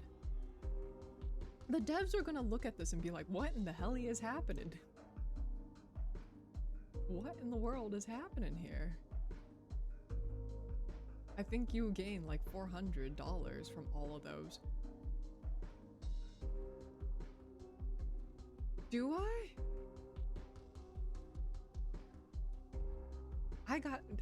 I'm going straight, wait, I gotta do the thing where we can like, I opt into I give it back into the community and I gift subs and I sub to other people.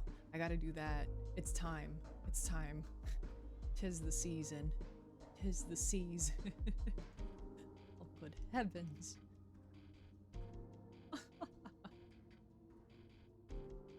But also, I guess I will commission art. I guess I commission art as well. Straight back into the artists it goes. Straight back into the artists.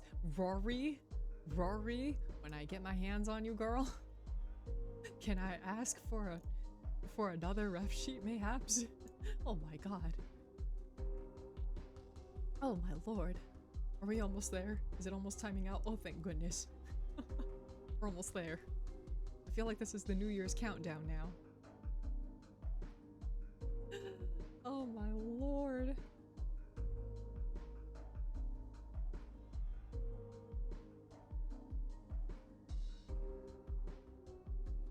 Oh, thank goodness. 104.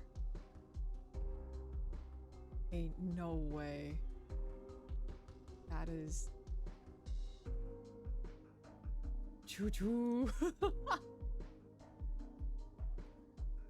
Oh my goodness. That is incredible. That is incredible. Thank you so much, everybody, for being a part of all of this. Wow, I'm just a dude. I'm just a dude on the internet. Oh my god. Thank you. Thank you. Hi. Who oh my god, I'm legitimately short circuited now. Oh my goodness. Who do I raid? Do y'all have anybody I can raid into so that like can just pour the love over. Oh my god. Hello, Eld. How are you doing? That was certainly something. Certainly something. Oh my goodness. How are y'all doing? I was lurking. Thank you for the lurk. Much appreciated. Oh my gosh. I don't got anybody as of right now to be raiding. And if that's the case, that's okay too. We can just... Maybe I should have switched it to the just chatting stream. To which I can do that now. Oh my gosh.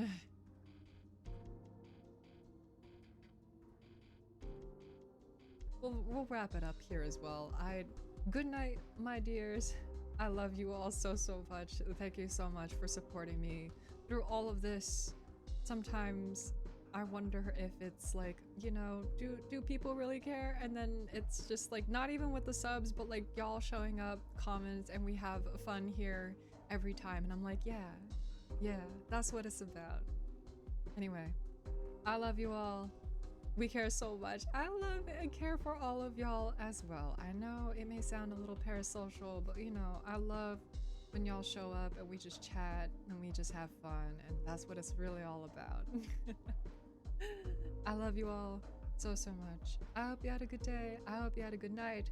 We will be continuing this hopefully soon. All right. I love you all. Stay safe out there. Many smooches.